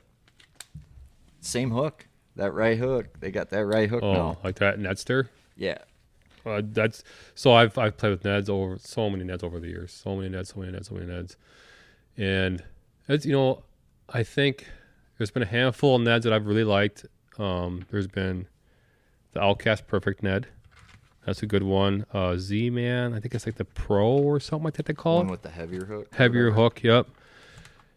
And for whatever reason, I just landed on that. I pretty much got rid of all my Neds, and all I strictly run now is a Nedster. Same. Like, it's got like 99% hookup.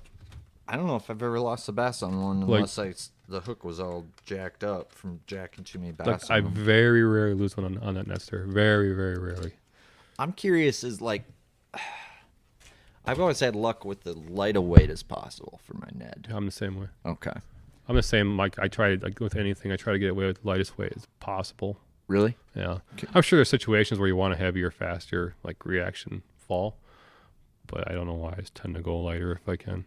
Seems like up in our neck of the woods, it seems to work the best for me anyway. Me too. But talking to other guys, they're like 3/4 ounce jig or die. And I'm like, I When really I- like a half When I'm ounce. flipping grass, I do 3/4. Okay. Yeah. That 5/8 size, I think, is I don't love a 3/4 ounce jig. I think this is the one I'm going to flip this year a bunch. I was talking to Welcher down at the Classic about it. It's that that new untamed breacher jig. That's Like- a 3/4 head. This is a 5/8, but 5/8, like you 5/8. think about how compact this skirt, and when you cut it down, how compact that profile is, it'll probably fall like a 3/4 ounce regular size jig. I bet a normal skirt's probably got a lot of drag on. That's a fine cut skirt, right? Yep. So that's kind of what's cool about it. Welcher was talking to me about it, and looking at this jig, you can tell that Welcher actually reminds me a lot of you. Really? In so many ways, dude. I think you guys think very, very similar. I like Welcher. I've I've never met him, but just like his his personality and stuff. I like him. Yeah. But I think, this is going to be, I think, the best flipping jig for me for flipping grass anyway. That 5/8 size, 3/4. So 3/4 kind of been your business for that? If I flip a jig, I don't flip if I'm like punching or flipping milfoil, I don't flip a jig a whole lot anymore. Sure. Just Sure. for efficiency reasons. Yep. But That makes if it's sense. sparse grass or sparse pads, then I'll flip a jig. A jig. But heavier cover, I tend to more streamlined punch rig or like a crot tube. It seems like a Texas rig is Just for just efficiency gets reasons. better. But if you want a bigger bite, Jig all day, baby. jig. Like so Yeah. for practice for sure, it's punch skirt or punch rig or like a streamlined bait like a crot tube. Tournament day always get a jig for How much- bigger bites. How much do you use a punch skirt? A lot. Really? Yeah, so yesterday we were fishing a tournament down in Iowa, and which you would never think in the spring, 55-degree weather. You know, these fish are actively spawning. You wouldn't think of punching mats. We call a lot of fish punching mats. I was literally going to ask you about that today because I went down, so right down by the dock there, those fish have been moving in and been catching them in the middle of the channel, but the water was low. Now we've got some rain and that water is a little higher and warmer now. And it seems like I was seeing bluegills more out in the channel, and now I'm seeing bluegills like in the shit. Yeah. And like I'm not catching as many bass like in the channel, and I'm looking at these cattails around me and thinking like, man, I'm gonna ask Noah tonight what I should flip into these bastards right now, because there's like this, they're not real clean, there's scum all around them, but there's water for shit to be in them. Like, so Texas rig is what I've got rigged up to flip down there, but I mean, Really thick cover, obviously Texas rig, that's, but like if the water's dirty, I always try to run a punch skirt to get that jig appeal sure. and the thickest cover you can. But yesterday was kind of like a weird situation. It was, the ice was off the lake and it's a lot of cattails in this lake. Yep. And when the ice freezes, it cuts it, like lops the cattails off. Oh, sure. And then the ice recedes, it goes out for the year, and then you get left with these cattail stems all over the place and dead cattail mats, and they float up inside of the rest of the cattails that are still there. And I don't know if it was like these fish were spawning and the beds were there and the wind had pushed these mats on top of their beds or what the deal was, but we were punching these mats and catching these fish out of mats in 55-degree weather with actively spawning fish around us, which it goes completely against to how you should think. But How heavy is your weight? Like, what's the heaviest weight you've caught them on in that water? I've punched 2-ounce weights before. Okay. But yesterday it was only 3/4. Gotcha. It was more of like looking for the seams in the cattails where you could sneak your, Yep. Were but they eating it on the bottom or were they eating it on the fall? No, if I break through, boom, I'd smack it. Damn. But yeah, so it's, anyways, that's kind of my rule of We thumb. should go down to the dock here. Thick, heavy cover. I'm going to go for a streamlined bait. Dirty water, I try to use a punch skirt if I can to give it that jig appeal. Yep. Sparser pads, grass, pencil reeds, especially pencil reeds. I almost always flip a jig in pencil reeds. Yeah. Leash Lake, very first champion so I ever fished. Yeah. Won the event flipping a jig in pencil reeds. I mean, that's the place to do it. Yeah. Yeah. Like, so I think a jig's the best in a pencil reed over a Texas rig. I'll take it all the too. time. I use a jig when I can. Or if I'm in practice, I'm trying to cover a ton of water. You will get a more efficient, it just comes through the grass better. Texas rig will. Sure.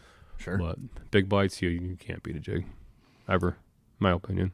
What about like moving baits? Do you have a way of like, do you cover water out deep with like a slow moving bait? Like do you fish like a heavy swim jig or a heavier swim bait or a heavier spinner bait or are you basically picking up a chicken then? Yeah. Chicken, crankbait, swim bait. Yeah. Yeah. Yeah. Or like I'll go to like a heavier drop shot or a heavier jig that falls faster and just try to cover more water. That makes sense. Yep.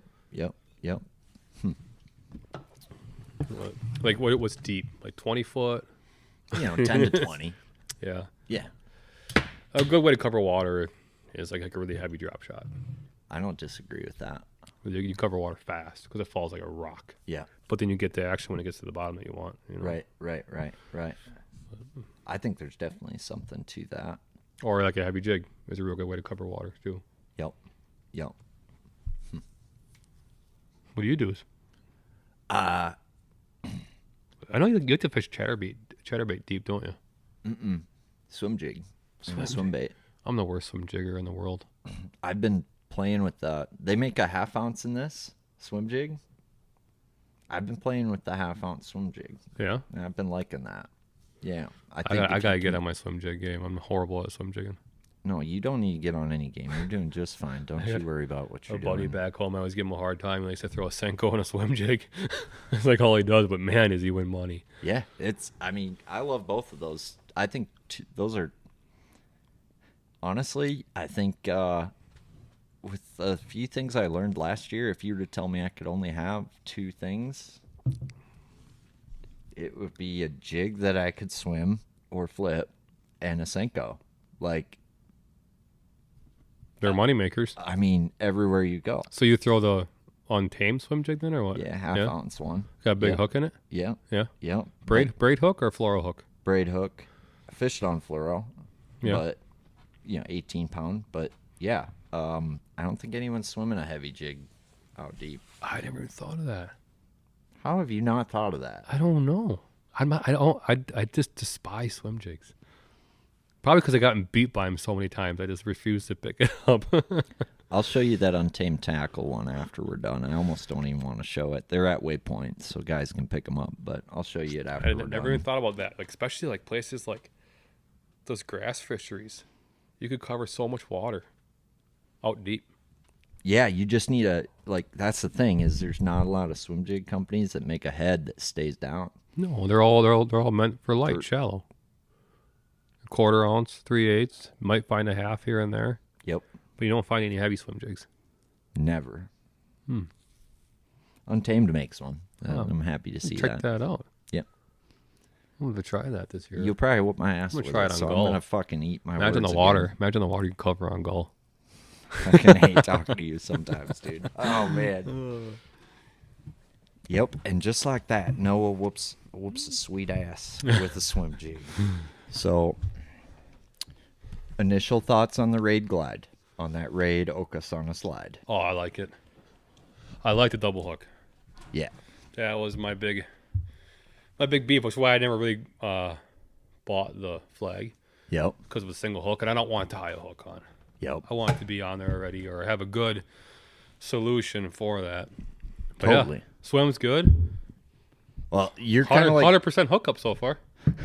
you got 2 on it. I've been throwing that thing off my dock. I've been throwing the Raid Okasana slide off my dock. I got 2 of them from Waypoint for a couple weeks, and I think your first or second cast, you caught one. Yeah. It wasn't big, but No, I caught 2 and they weren't very big, but I think if you can add like a nail weight to that and get it to see, I felt like it had good fall the way it was. so it floats. If you don't touch it, it floats. Oh. If you move it, it like stays in that 3-foot zone. See, I only made a few casts with it, and I was working it kind of fast. Yep. Chop, and it was digging. Yep. So that's why I decided to put something else because it kept digging into the slop. Yep.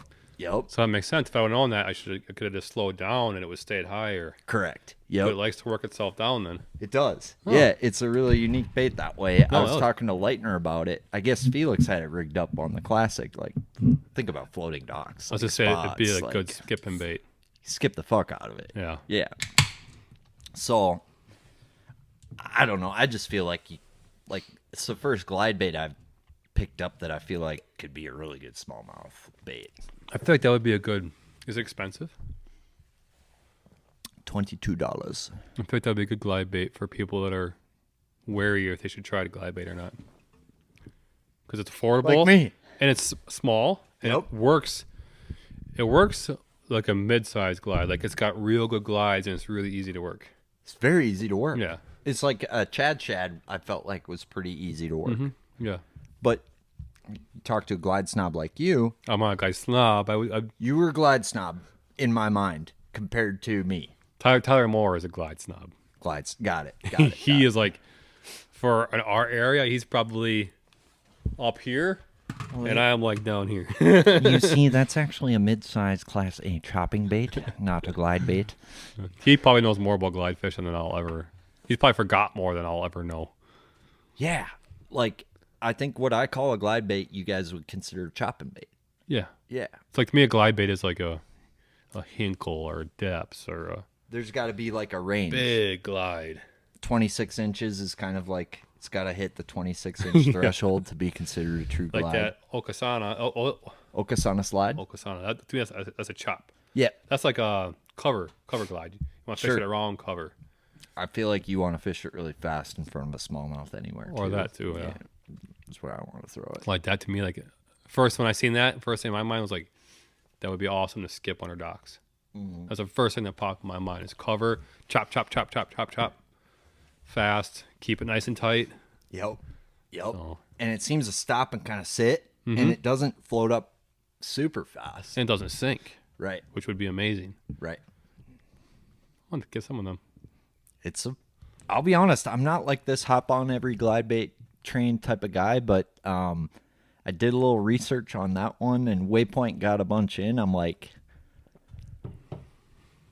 I think I need to buy a couple of these, and I played with it off the dock. I was like, holy shit, this thing's pretty sexual. Yeah, it's pretty cool. Yeah. So like swim baits on docks are kind of a hard. Your best option is like a mag draft freestyle with like a beast or something like that hook in it.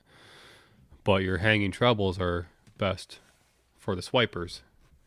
Well, even a mag draft with the hanging treble, you skip it, them trebles will fall out. Oh yeah, They'll that fall, magnet they'll is fall, not- they'll fall out. So you use paper clips or whatnot to hold it in there. So there's not really good skipping bait. So I'd be curious to see how that harness holds up once you start skipping it under a dock. But Yeah. it felt like it was pretty good, pretty solid. I'm pretty new to that whole deal. I'll be honest. Been throwing a lot more of the slug. Yeah, I see why. Oh, It's a good one, dude. yeah, that was bad. I got beat down out there. I beat Noah for the first time. No, I didn't. You caught more than me. Yeah, but yours are way bigger. So we just walked down to my dock. Noah caught 3, and I caught 2. Yeah, yours are twice. Your 2 weighed more than my 3. But I cheated. I pre-fished. You know where that lily pad stem was. Both of them. Both of them. It is weird how they eat that slug, and we were talking about it down on the dock. Kind of reminisces you back to childhood, and we were just talking about this JDM craze, and yet you saw firsthand the sluggo is still. I mean, I'm out there throwing the what is it called? Okasana slide. And the big rubber The bike thing, big rubber bush, full cast. the big bush. Yeah, Yeah, quakey. I'm throwing that and like all this other stuff, and it's like you just grab a slug, weightless slug. Yeah, I used to throw that when I was a kid, and I grew up fishing a weightless. It was a sluggo back then. I don't know. I think that was the brand. It was sluggo, wasn't it? There's kind of 2 slugs. There was the sluggo brand, and I don't know if Kalen's was like above that or whatever, but there's like a sluggo, and then Powerbait made a power This was slug. even before power bait. Okay, then it was a Then sluggo. it was a sluggo. Yeah, Probably had a flat top, and I think so. I think the OG sluggo had like a flat top, and then it was like a yeah. my dad used to fish them all the time. So naturally, I'm his son. I do the same thing, and Yeah. caught so many fish on that. Isn't it weird how them baits like you throw as a kid, how like you kind of get more, you feel like you're more advanced, or like you feel like you were less of an angler then, so you felt like it was less of a bait. And it's a matter of like it wasn't less of a bait, you were just less of an angler, and Yeah. like that bait's still just as good. That's crazy. I gotta get some for sure. That was, The man. point on it to me is it glides. it does glide. It's like a Senko just falls, and this kind of glides down. If a Senko and a fluke fucked and had a kid, It'd be a slug. it'd be a little bit weird kid, be a slug. Yeah. It's a good one. I think I know Timmy's been catching him on a slug longer than Oh my god, yeah. and I just hope Tim's still my friend after I've said slug so many times in front of this fucking microphone. He he introduced me to the power bait slug. So I always fished the slug weightless, and he's the one that showed me the power bait slug on the jig worm, that whole thing. Yep. So yeah, slugs, some slug of some form or other has been in my life for 35 years now. What's funny about that is I didn't know this till later, but like Tim knew Paul Roush really well. And Paul Roush fished with Nick Gross. And Nick Gross is like one of my main mentors with fishing. And I'll remember to this day, hope nobody kills me for it. Nothing's worth dying for. I take it back. But it is one of those kind of just dumb magical baits that I think people overlook. And that's the thing, is like, hey guys, Aaron Teal here with Vocelka Fishing and Customs here, and excited to talk to you about my new signature series rod, the Puppet Master. My number one confidence technique is by far offshore power finesse fishing, so we've spent a lot of time and a lot of years creating the perfect bottom contact power finesse rod, specifically designed to fish 3/8 to 3/4 ounce football jigs, tubes, swing heads, dragging a swim bait on the bottom, and any bait that you need to manipulate with your hand and land that fish. This rod is perfect for it. The big thing that we found that was an issue with other rods is they were either too crisp and sensitive, where they were too fast, or they weren't quite sensitive enough and they had the right action. So what Dane built with this rod is the most sensitive bottom contact rod I've ever held in my hands. But the big thing is, on a long cast, it's got the power to drive that hook home, but more importantly, it's got a parabolic action that's going to bend deep down in the rod to make sure that, let's say, football jig or goby tube isn't popping that smallmouth's mouth open and keeping that bait in the back of their head where it belongs, allowing you to have increased leverage and landing more bass. You're going to have to pry this rod from my cold dead hands. This is the Puppet Master. You can find it on VocelkaFishing.com or at Waypoint Angler Supply. Check them out. Hey guys, Gaff with Waypoint Angler Supply here. Just wanted to highlight the fact that we have the big bass resource right here. Obviously, everybody in Minnesota knows about Kitex and the littler swim baits like these bait labs here. But we're here to have the big baits here in the store. We got Huddlestons, we've got the dangerous swim baits, the jointed claw glide baits, and the bull shooter glide baits. But it's not only the baits. We've got big rods, big reels, big line, and all that good stuff for you guys to go ahead and chase your biggest fish of your life. So swing on into Waypoint Angler Supply and get hooked up with the biggest tackle around. I've caught thousands of fish on a weightless slug like what we just did there. And for whatever reason, over the years, I just put it down, and I don't know why. If you're catching fish, why would you? I think you get overwhelmed with all these bait choices now, and you see the flashy new things, and you're like, oh, that's got to be better, Right. and I don't know. Yeah. But getting into Boji, I know you like. Oh yeah. Yeah. You see the weights from the open? They seemed low. Yeah. Mason Raveling and his I forget his partner. Minnesota boys top 3 it. Yeah. 3 did, I think. So Mason Raveling and his partner won with 22 pounds. I think Cunningham had 4th too. Yeah. So Minnesota, there wasn't even an ayahuascan in the top 5, was there? No, and I think that happened 2 years ago. Me and my son fished it, and we got 4th. And I think the top 5 took all the checks back to Minnesota then too. Really? Yeah. I think all the checks went to Minnesota that year. Because that's not like normal, is it? I feel like the ayahuascans usually take our money there. I don't know. I've only fished it a handful of times. So, I mean, when you have that many kids, I got to imagine there's a point where, and this is a little hard on the record, right? But you got to have a favorite or a least favorite. Oh. One of the two. Well, right? I know they don't listen to this podcast. I probably could say. So it changes. It changes. Got it. One thing about being a father is, I'm sure every parent has their preference on children or whatnot, but so for like me, my favorite is the one that's like 2 years old. And then they get a little older and they kind of become more independent. And then the next one comes up and they're 2 years old because they're playful and cute and they want to cuddle and snuggle all day long. And especially the girls. Yeah. Definitely the girls. Yeah. So, but yeah, I'd say my favorite isn't a specific one. It's like an age. That makes sense. Whatever kid is in that age range from like 1 to like 3. Then they get older But yeah, so That's why you keep having more. Keep losing that I magic guess, window. Yeah, I guess. I always say like our youngest right now is Moxie. I'm like, man, if we could have another one like Moxie, I wouldn't mind having another one if it could be just like Moxie, you know? Do we need a cut? Yeah. No, are you having more, you think? You think you have more?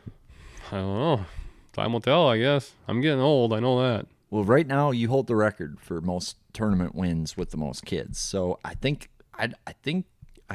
you don't necessarily need to blow a load till that record's broken. As far as I'm concerned. I guess we'll see. I If don't know. you have more kids, you're just going to win more boats. So I don't know. And the big thing with that is like when you add a kid and win a boat, financially, I feel like you broke even. Oh, I wish that was true. I wish Like- kids were that cheap. Well, like, you know what I mean? Like we haven't really talked about that. Like the cost of doing business as a father, as a family man, is much higher than if you're not a father or a family man. Mm-hmm. Yeah. It's extremely expensive. But we were talking about Okoboji. So did you Yes, find we them were. Okoboji weights? I screenshotted the names and not the weights. You're fine. But I know that Mason and I forget his partner. Mason, I'm sorry, I He wasn't apologize. fishing with Carter. Blake Zimmel. Blake Zimmel. They won it. They had 22 pounds. Okay. Jake Mastel and Easton Jacobson. I think they had 22 also. That's it. I Yep. feel like it takes more weight than that usually. Well, it usually takes like 30. Or 30. close to 30. a freaking sack. Last weekend out there, it took 32 in a derby to win. Really? And then second place, I'm probably wrong. I want to butcher this, and I'm sorry for if the people are listening, but I want to say Chad Garton got second with like 26, and he's fishing the Champions Tour this year. Got it.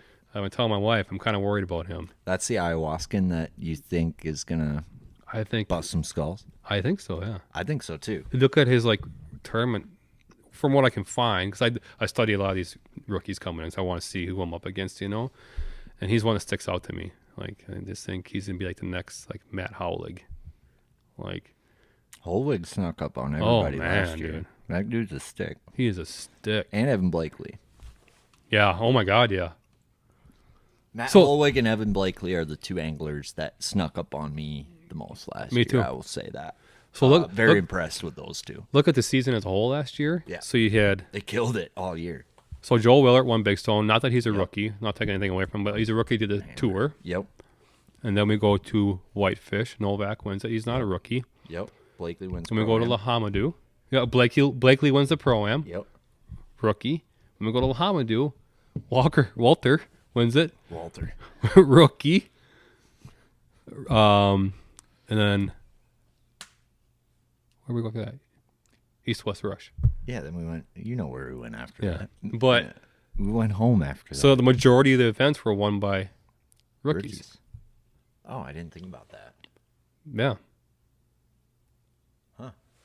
Good observation. So it's like you always. So now I'm like, I've always kind of worried about the rookies. Now this year I'm really worried about the rookies. So I kind of look at some of them. Chad Garton. I'm sorry if I'm butchering your name. He's the one. Ayahuasca named Chad. He's the one that caught my eye. Got it. I'm like, I'm gonna look him up now. Like now you got Boji. So weights for high, then weights for bad. What's your thoughts on the time of year we're going there? I think so. Everyone's expecting it to be an absolute slugfest, and keep in mind it's fishing. We have no idea how anything is going to shake out. Right? It is bass fishing. I think it's not going to be what we expect. I think it's going to be tough. I think weights will be low. I think you might have one guy that might run away with it, maybe two, but I think overall weights will be low and it will be tough. That's what I think. Because I go to Okoboji every season. I've been doing it for 20 years, a couple days a year, just because it's ice out and we're in Minnesota. I can't fish, so I just go to Iowa and go to Okoboji. You know, you can fish smallmouth, you can fish largemouth.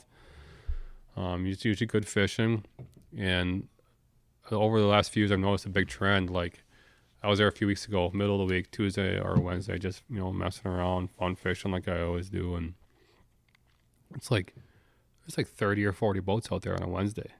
Bass fishing? Every single one's bass fishing. So I'm like, holy cow. I went there like 4 weeks ago on a Tuesday. 25, 30 boats out there. I'm like, it's like it's getting a ton of pressure. And the fishing has been horrible. Horrible. Like normally you could go to Okoboji, catch 40, 50, 60 fish pretty easily and have some really big ones mixed in, you know. And like this year it's just been like 10 fish days, 15 fish days. It's for me. I'm sure other guys are cracking them, you know, but I don't fish the lake much. It just hasn't been very good. Like it's been really off, really tough. A lot of pressure. Sure. A lot of tournaments. How many tournaments have they had? I mean, I don't know. I don't follow it a lot, but I think over. every weekend has been tournaments. Really? Yeah. So I mean, after ice out, they start fishing it. Yep. So I know there was Okoboji Open yesterday. The day before that, there was a tournament. The weekend before that, I heard there was a 100 boat high school tournament, and there was a 30 boat other tournament which had Chad Garton fished. He was in that. And I'm sure weekend before that, there was a tournament, I'm sure. So there's been a lot of tournaments, a lot of pressure. Big events, too. Like Okoboji Open was like 85 or 90 boats. 100 boat high school tournament. 40 boat tournament the day before that. So it's getting a lot of... And it ain't that... I mean, it's a big lake, but it's not a big lake. Damn. That sucks, because I feel like if you can't bust a bunch of largemouth, I feel like that's when them spawning freaking smallmouth play, and that kind of opens up the door for a little bit of questionable activity. I don't know there's that big of a small population in that lake, though. Really? I guess I don't know. Well, you find out when they're on beds. We'll find out when we go there if the Champions Tour. Except there is, someone's going to find them. Well, I don't know. Ron Mayer's the guy I know who knows that lake the best, and it sounds like you can catch a lot of smallmouth in there. Really? But I don't know. I'm not the guy to ask. I don't know that lake real good. I would say a lake as a whole, largemouth dominate. Seems a lake to be as a that whole, way. because It sets up, like, you look at the map. I mean, you ever been there? yeah, once, like, as long time ago. Okay. Do you remember what it sets up like? Mm-hmm. So you have West Okoboji and you have East Okoboji. One half's clean, one half's dirty. You go to the dirty, you don't catch any smallmouth. They only live on West. It seems that way. So you have a lot more Largemouth water Yep. than smallmouth. Yeah. So the smallmouth, there's just a smaller population compared to largemouth of smallmouth. If they're all in West, that makes sense. Yeah. It's just they don't live in as many places. But, I mean, low-key, Spirit Lake, right above the dirty part, is really good smallmouth fishing. Yeah. So it's like, why aren't there smallmouth on the dirty side? I've caught a few over the years, Sure. but it's been 10 years since I caught a smallmouth on East. But like I said, I don't fish it a ton. And when I go there, I find myself doing the same things. Like I'll go fish this spot 'cause I know I can catch a bunch of largemouth here, and I'll go fish this spot, and then I'll go down on the lower gar, and I'll fish Minnewaska or Washta or how the hell you say it? I don't even know. Minnewaska? Yeah, think. like I keep going back to the same place because I go there to catch fish and have fun. So I don't like do a whole ton of exploring, but so yeah, I'd be curious. I mean, the guy that wins, doesn't matter how big the weights are, he's gonna have to be versatile. Very much so. Like, the you're- lake split is going to make you have to be. You're gonna be fishing in crystal clear water with 20-foot visibility, and you're gonna be forced to fish in the other side with 12 inches of visibility. How deep does the grass grow on the clean side, from your experience? I've never really been there in the middle of summer, so I don't know. That's kind of like my big question. I've only been there in the spring. I heard like, there's real coontail. early. I heard coontail grows out there, but I've never That's cool. been there past June, so I don't know. That's, I think, the big question mark. Yeah. Is Well, how we won't deep be does there. grass grow on that clean end? I was there last year, mid-June, for a few days for a Minn Kota event, and there wasn't a stitch of grass really growing at all. So we're gonna be there at the same time. Okay. So- But it earlier ice out, so it technically should be further along than the I last think time the you lake were is there. further behind though. Really? Yeah, Why is that? I don't know. So like grass wise, so East Okoboji has pondweed, what I call pondweed, Yep. spring, whatever, Curly leaf. Yeah. Yep. East Okoboji has pondweed. And this year at this time it was like 4 or 5 foot off the bottom. And now it's like maybe 2 foot off Really? the bottom. So I feel like the lake's behind. Makes no sense to me. And the channels are usually a big player, but the fish weren't really in the channels. Yep. Yet, from what I heard from all the reports from all the guys fishing the tournament. So I feel like maybe the lake's a little behind, even though we have such an early ice out. I don't get that. I don't either. Because I know like lakes around home, yeah, they're there. There's some lakes that are behind. Yeah.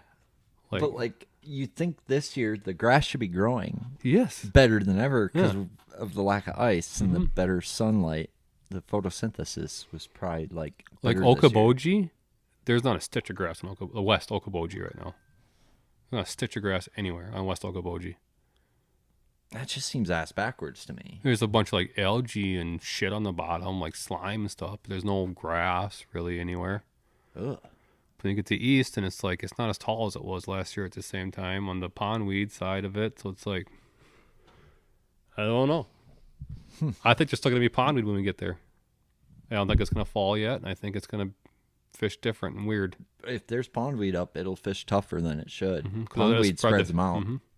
That's why Pondweed spreads them out. we're going to be post-spawn. We're still going to have pondweed, in my opinion, which I could be completely wrong, but I think we're still going to have pondweed on the east side of the lake, which is a majority of the lake. Yeah. And those fish will be spread out and post-spawn. So I think it could be tough. I don't mind that. Not to mention the pressure that the lake's getting. That's probably the biggest curveball that I saw because I can't. Yeah, there's a lot more tournaments on that lake this year, and that if you look at the surrounding areas, like that lake is big, but it's not that No, it's big. not. I would say, would you compare it to Alexander Gull? Chain, Lahamadou? Lahamadou is maybe Lahamadou and Gull. Lahamadou is the one I would compare it to, like size wise. It's not very. It's big, but it's not big. Yeah, It's gonna fish small, which is good. I'm okay with that. But I don't mind a grinder. me neither. I don't mind. I like grinders.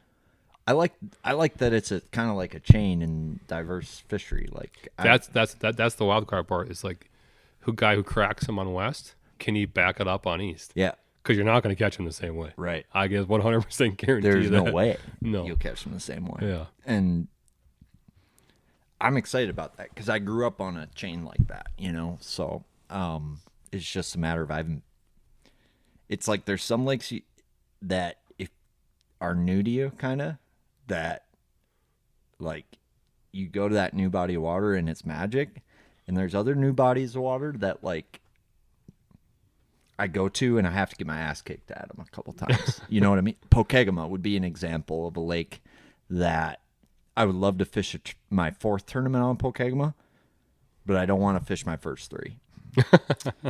And then there's other lakes that seem to just do really well to me first time I go there, and then after that, it's not as good. I don't know. Right. We'll see what I'm excited for Okoboji Okoboji just Me because it's too. like I said, I go there and I've been going there for a long time, just fun fishing it, but right after ice out.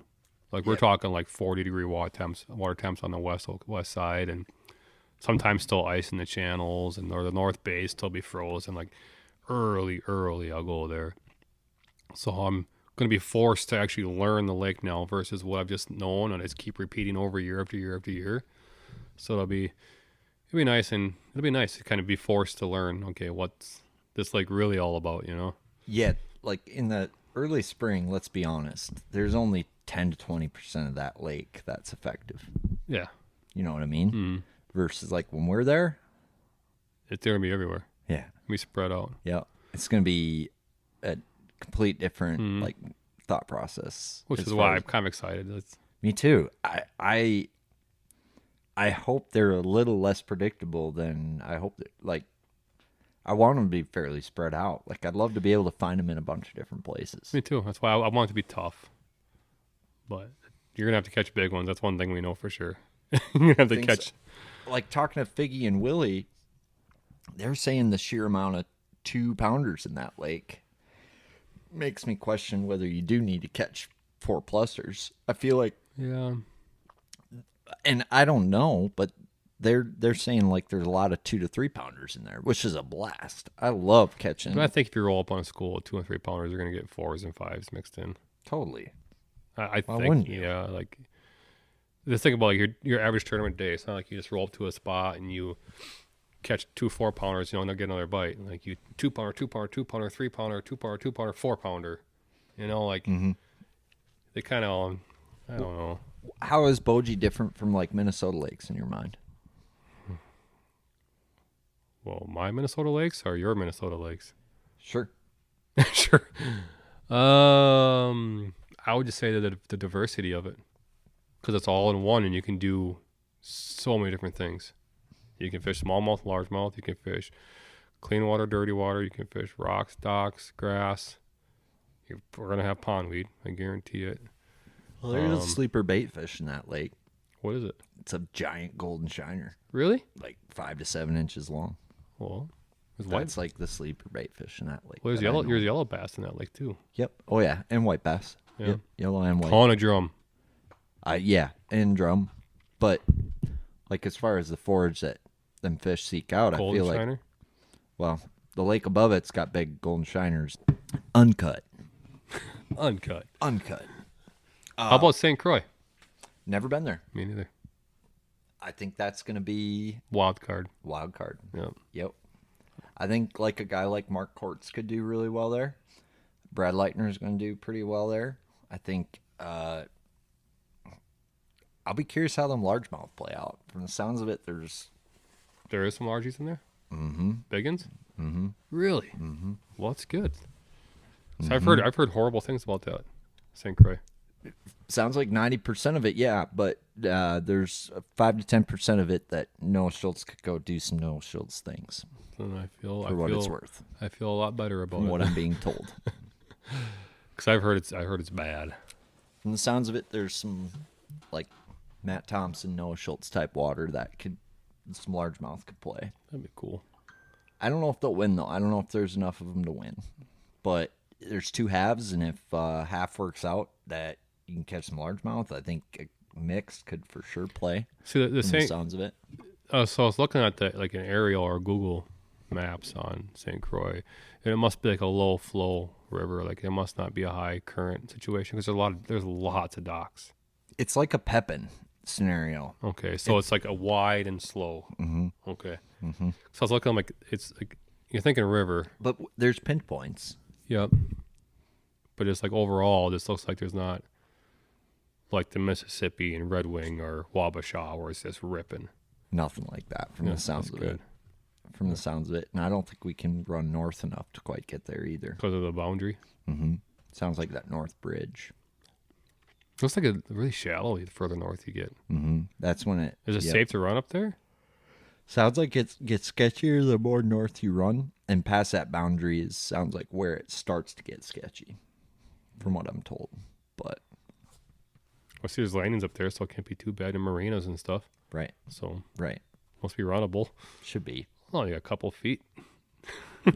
What do you need? 1.5 feet? 1.75 feet? As long as it's mud, you can just go. If it's mud, there'd be 6 inches. Yep. Yeah. Just run Fuck. it. As long as you don't plug your water intake. Trim up, hammer down. Trim up, hammer down. So you're fishing Champs Tour? What else you fishing? Just cherry picking shit from there? Blackfish Classic. Yep.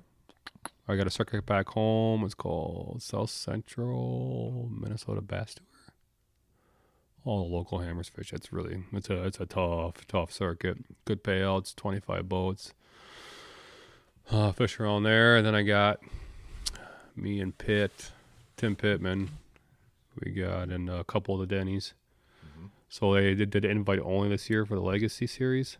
Mm-hmm. And we didn't get invited, but they did open up to the public, like a handful of spots for each event. So we signed up for a few events for the Denny's. And then the Mille Lacs Pro-Am. And then any other tournament that I can fit into the schedule that'll work out for the schedule. Love it. Like, I mean, I probably fish 30 derbies a year. It's a lot, dude. Whenever I can. I've fished 2 already down in Iowa just to fish because I wanted to fish derbies, you know. So, Yep. But yeah, if there's a weekend I'm home, there's a tournament, I'm fishing it. So whether it's a Thursday nighter or a weekend club deal or a local club or like whatever I can do, I fish. Like I don't care about practicing or anything. I'm just gonna show up and fish. And do you fish a lot of local clubs? No, I should more. Yeah. I feel like I should more. You should, yeah. Yeah. Yep. I think I will. Like, I probably fished league this year. I didn't last year, but Man, I only got so much time. It's a nice thing about like where I live. We have tournaments every weekend, and a lot of them aren't for points. Like they're just one-offs. Like That's nice. They're clubs. They have like 10 or 12 tournaments throughout a year, but they don't track points. They're one-off events. Huh. So you can just show up and fish and don't have to worry about points or anything like that. You don't got to pay for a whole season. Like you can just hop in. That ain't too bad, actually. So it's nice. So you can constantly keep in the zone. You know if that makes sense. Yep. Which is nice. It seems like there's guys, like there's something to, it's a rhythm for you. Yeah. It's kind of a reps thing, Yeah. He's if like, you will. and it's like, especially with these like tournaments you don't practice for, like you just show up. It's more of like you're forced to, like you're put in a position where you have to figure it out. Like, Yeah. and which it helps in bigger events, you know, like where you find yourself in situations where your practice isn't panning out. So it's like, okay, well, if I was, you know, what would I do if I was fishing this one-off tournament that I'd never been to this lake or I never practiced, you know, like you're more willing to experiment, I guess. Absolutely. That's why I love fishing all these tournaments back home, because you just hop in and you just roll with your gut for that day and see how it ends up, and they're really fun too. Like, Yeah. And you've been to a lot of these lakes, so you know where you need to go. That helps a ton, yeah. Versus if you hadn't, Well, yesterday, I would never. I want to say I've never been to that lake in my life, but I have. I went there in March. It was snowing and like 39 degrees. I said just come off. I didn't catch a thing, but I had seen that lake with my eyeballs. So I decided to hop into a tournament yesterday because there was a derby there, and just, you know, roll with your gut, roll with the punches, and kind of what we did talk about, and this kind of instinctual fishing. And we had a decent tournament, got second in big bass. So stuff like that, I feel like helps you for sure down the road, because you're forced to learn on the fly that way. You know? Yep. I feel like I should just probably put myself out there more. Like with that, it's hard. And it doesn't. You're not losing the bank here. Like they're $50 buy-ins a lot of the time. Yeah. Like why not? If you go get your ass kicked, like, well, okay, I only lost $50 in my time that day. Didn't lose $1,000. You know. Right. So, and they're fun. There are a lot of good friends there, and I just love BSing with the guys and seeing the guys. So that's another reason to go. Absolutely, dude. That's what it's all about, that camaraderie. And it seems like down in that southern portion, talking to you guys, there seems to be a good group of dudes down there. Oh, yeah. Real tight-knit group down there. Yeah. Super competitive. That's why I think some guys are going to come up next year to the Champions Tour. Good. I hope they don't, but I think there's a couple coming. Some good ones to look out for?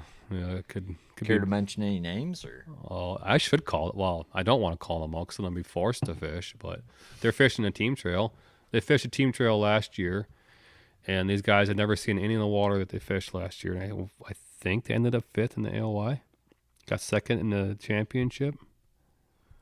So like they can catch them. It's Travis Kimbrough and Michael Mertens. So if they decide to come to the Champions Tour, like it's kind of, they'll probably do some damage, I would imagine. It's such a weird. It is such a weird. I don't know, man. But we all have our group of guys we run with in our tournaments that we fished, and like for the regions we live in, like you have the guys, you know. There's guys in every region. Yeah. And a lot of those guys don't explore out and fish. A lot of the good ones don't. They just kind of stay where they are, and so. And they got less kids than you, most of them. So. Yeah. Well, my wife's the whole reason I fish in the Champions Tour. How's she doing, by the way? Good. You guys got so balance has to be tough. Do you guys do like a date night or anything? Or like, do you guys like We should do more. rekindle your love at all? Do you guys do any kindling? Rekindling? Every once in a while, we'll go like visit her sister, like North Carolina. Her sister's husband. You guys is a go Marine. bang at her sister's house? Well, I'm just no. Yeah, You rekindle your love at her sister's? just stuff like that. Like go we'll travel. take big family trips, Yep. or like Yep. now most of our kids are in school, so we only got a couple little ones at home, like Yep. just the 2 littlest ones. So then we'll go like out for lunch. Like, You don't Well- like take her out dancing? oh no, I don't dance. It's hard with that many kids. It's hard to find time to do. Like, I don't think we've been on a date was just me and her, and 9-10 years probably. I almost feel bad for bringing this up now. It's been a long time. I'm really getting you deep in the doghouse now. Well, we don't have a lot of family in the area. Sure. We do, but we don't. Like, there's a lot of. Because My parents live in Vocelka, where I live, but my mom's sick. Well, she's not really sick, but she's just not in very well, Gotcha. health. Yep. And her dad. Are you ready to reel in your next home purchase or refinance? Supreme Lending's Dream Team can help guide you through the entire mortgage process, from pre-qualification to closing. They have a wide variety of home loan programs in their tackle box, including down payment assistance and first-time home buyer options. Just ask me. I trusted Aaron Dagas, a bass fisherman just like you and me, and Supreme Lending's Dream Team to help finance my first home. Contact Aaron Dagas and the Dream Team today by scanning the QR code or giving them a call at 763-326-0677. That's 763-326-0677. Did I catch a 7 in there? Or visit their website, aarondages.supremelending.com. That's AARONDAEGES.supremelending.com. He lives in Cleveland, which is like 45 minutes away, and he visits all the time. But we just choose not to put our burden on anybody else, if that makes sense. Makes sense. What about your oldest? Do they ever watch them for you? Well, the one's in Florida. Minus the Floridian. And Tate, he will sometimes, but he's more, I don't know. He's kind of on his own, does his own thing all the time. Never really home. I think if we could drum something up tonight, one thing might be getting Tate to stay home and watch 5 or 6 kids for one night. So that Noah can take Jenna out. You hear that, Tate? You think you can do that? So that Noah can take Jenna out on like super romantic. He would do it. If we asked him, he would do it. We just have this like you don't want to put any of your obligations on anybody else. I get that. I get that. Like, I'm not a guy to ask anybody for favors ever. I know that about you, and I respect that about you. But at the same time, like, I don't know. Like, you raised that kid. As far as I'm concerned, that kid is. You raised that kid, and that was really nice of you to do. So the least he can do, and this isn't asking much, but Tate, 1 to 2 nights a year, I need you to watch some kids, so Noah can go make another one. I'm just kidding. But no, so you guys can enjoy yourselves, because like, I feel like that's crazy you said that, because like you get stuck in a rut and you forget that life was any different than that. You know what I mean? Like, our time will come though once the kids get older. Like, for we're sure, a couple of years away from them all being in school, which is crazy. And then we'll probably go out to lunch 3 times a week. Or little dates here and there. And to your point, like, I'd never thought my parents were cool, and now they live in Florida, and they're younger than me. Really? They act younger than me. Well, like, it's wild. Like, now, so yeah, no, our time will come. That time will come. Yep. It is weird how that works. I just chew like, I don't know, like, that's just who I am. I don't want to. That's the way Jenna is too. She's the same way. Doesn't want to ask anybody for anything ever. No favors. No, like, that's just who we are. Don't ask anybody for anything ever. Because we don't, like, you don't want to put your burden on anybody else, or your obligations or your responsibilities, I get that. Like, it'd be nice to have a break, but like, I don't know. Especially with that many kids. Like, hey, the fact Aaron, you want to come watch our kids for us so we can go hang out for the night? So you guys have never hired a babysitter? Nope. What? Nope. Not once? Nope. Noah Schultz, best bass fisherman in the state of Minnesota, has the most kids over any other human being I know, has never hired a babysitter? Mm-mm. What? Not once. No, not once. They go to, like, daycare? Nope. Holy shit. Well, Jen's a stay-at-home mom. Yeah. Yeah, so. Well, why would they, right? But, dude. Yeah, no. Just so you know, that's like, you can do that. Like, Yeah, you I can know. have someone watch them. But I can also go out to eat with my kids too. I'll be honest, like, I don't know if I'd trust other fishermen around my kids. I wouldn't want them giving away my shit. That's true. They probably know a lot. They've just been sponges. They've been Schultz sponges. Yeah. Like, you don't know what they'll give up to I got babysitter. my middle boy, Messer. How old is he? Is he 7 or 8? When you get this many kids, you can't keep track of nothing anymore. So don't blame me if I don't know the age, but 7 or 8. I want to say he's 8 maybe. But he's going to help me practice on Okoboji. We're staying on the lake, so there's going to be a dock there. I can roll up, grab him, take him in, take him out. It'll be nice to have the extra line in the water now. Dude, you could have like 5 extra lines if you wanted. Well, I just don't thought want of to get that. distracted either. That's true. That's true. I still got to reel them in. Yeah. We take them out like multiples at a time sometimes, and it's a lot, like, because you have hooks on them lines, you know, and they're just casting. It's like, oh, spread out, just take it easy. Like, hold on. We don't fish with treble baits. We only fish with single hooks. A lot of Ned rig fishing, you know. Yeah. So yeah, That's amazing, though. Do you have a kid who's really into it, like at a younger age than you thought? my two boys, my two youngest boys, Milo and Messer. Milo is 5. Messer is 7 or 8, 5 or 6, 7, 8, somewhere in there. And they're really into it. My oldest daughter, Millie, she wants to boat marshal this year.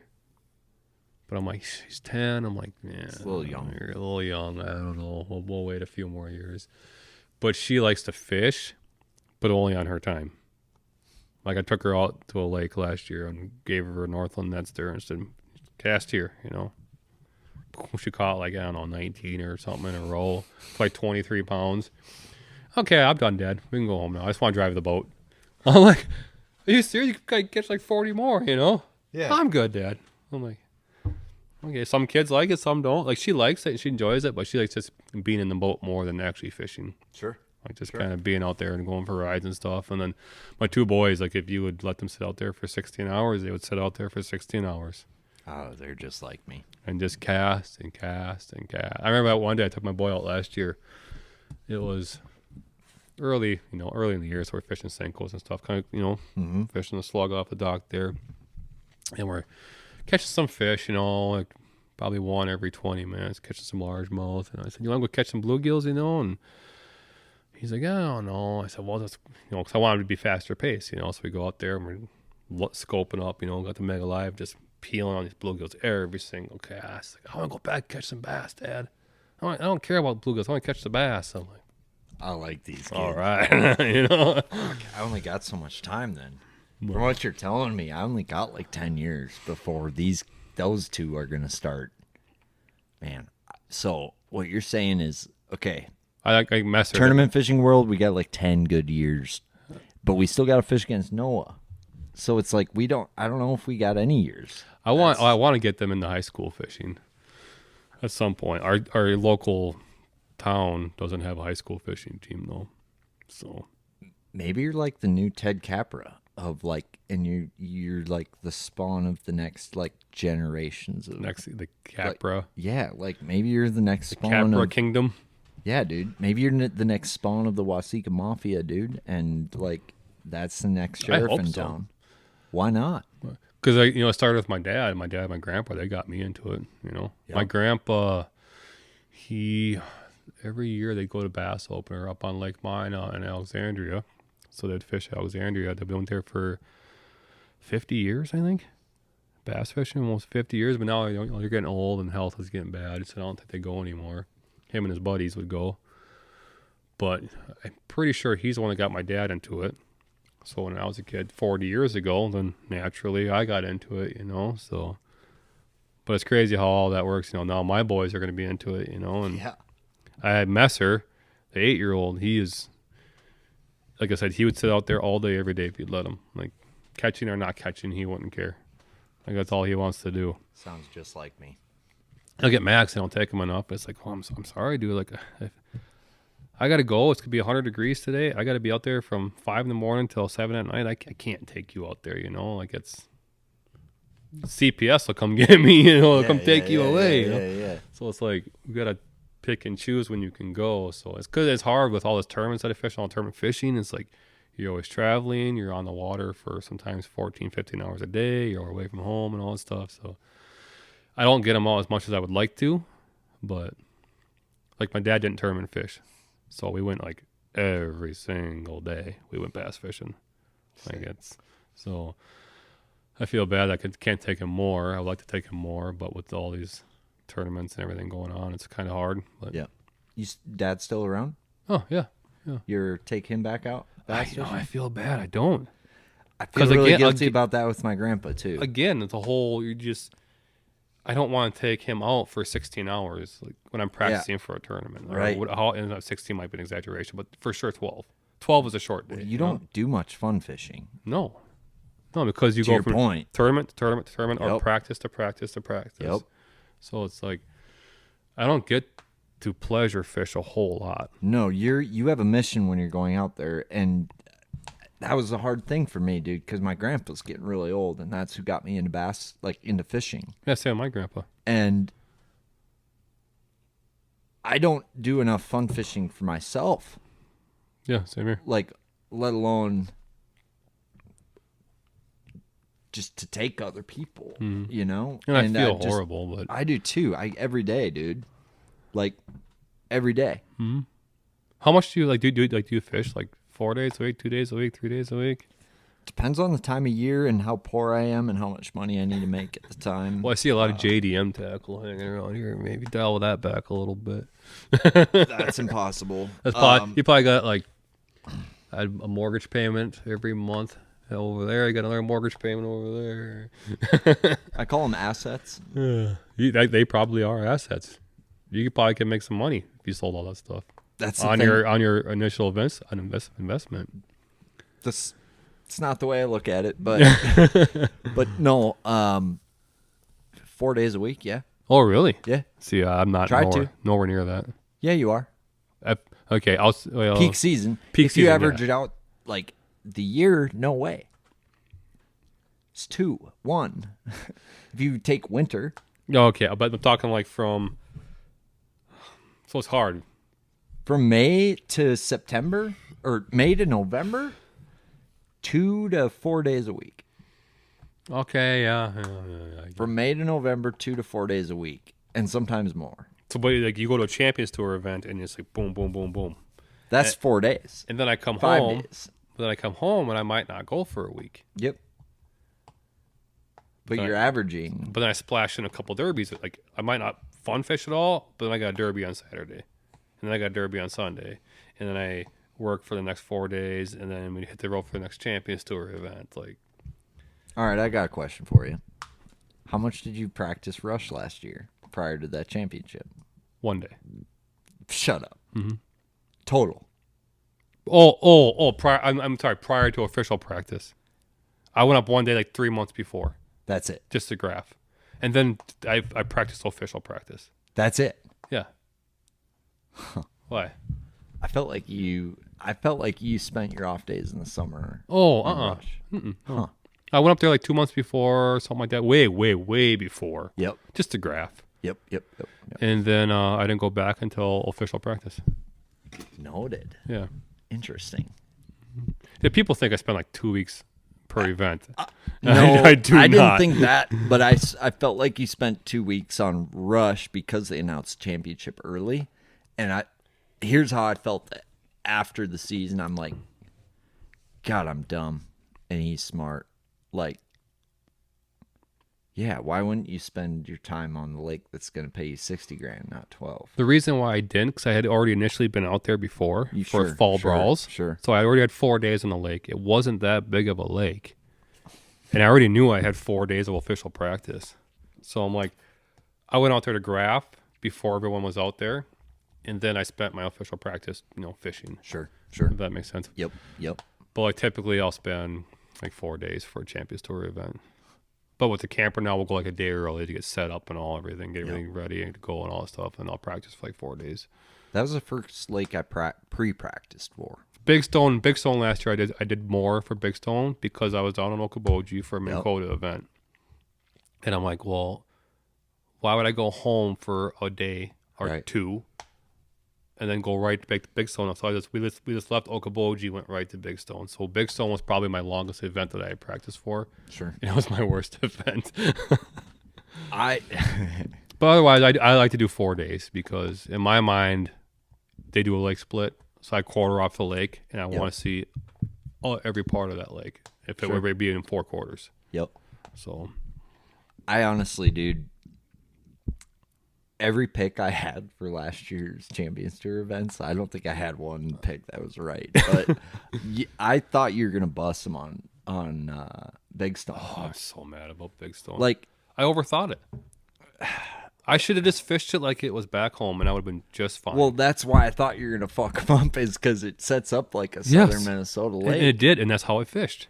And I just overthought it. I was looking for this magical I get that. needle in the haystack. I spent my entire practice doing that, and I spent half my practice doing that, and I wish I wouldn't have. that guy just all he needed to do was just fish. It was real clean on the inside weed edge, and you just needed to be on the inside weed edge. And that's what we do every spring at home. Mm-hmm. That's all you do. Yep, that's same. Right here ain't much different than there. There's a little bit of northern feel to this area on a few lakes, but other than that, they're just like yours. All lakes are like Big Stone, where it mats up the whole lake as an entire mat, and you have like a little strip on the inside. And you just fish that inside weed line. Yep. I don't know why I overthought it. I put Big Stone on this pedestal, and I treated it like it was something special and different, and I should have just like attacked it like I do. Overthought it. It's easy to do. I should have locked the frog in my hand and went down the bank, and I would have been just fine. But where'd you end up in AOI? It's not like it killed you. No, but I could have. I mean, if I would have caught one more fish, I know. You could have won AOI. Yeah, I ended up third in AOI. And that's what's crazy to me is, what'd you finish at Big Stone? 30th.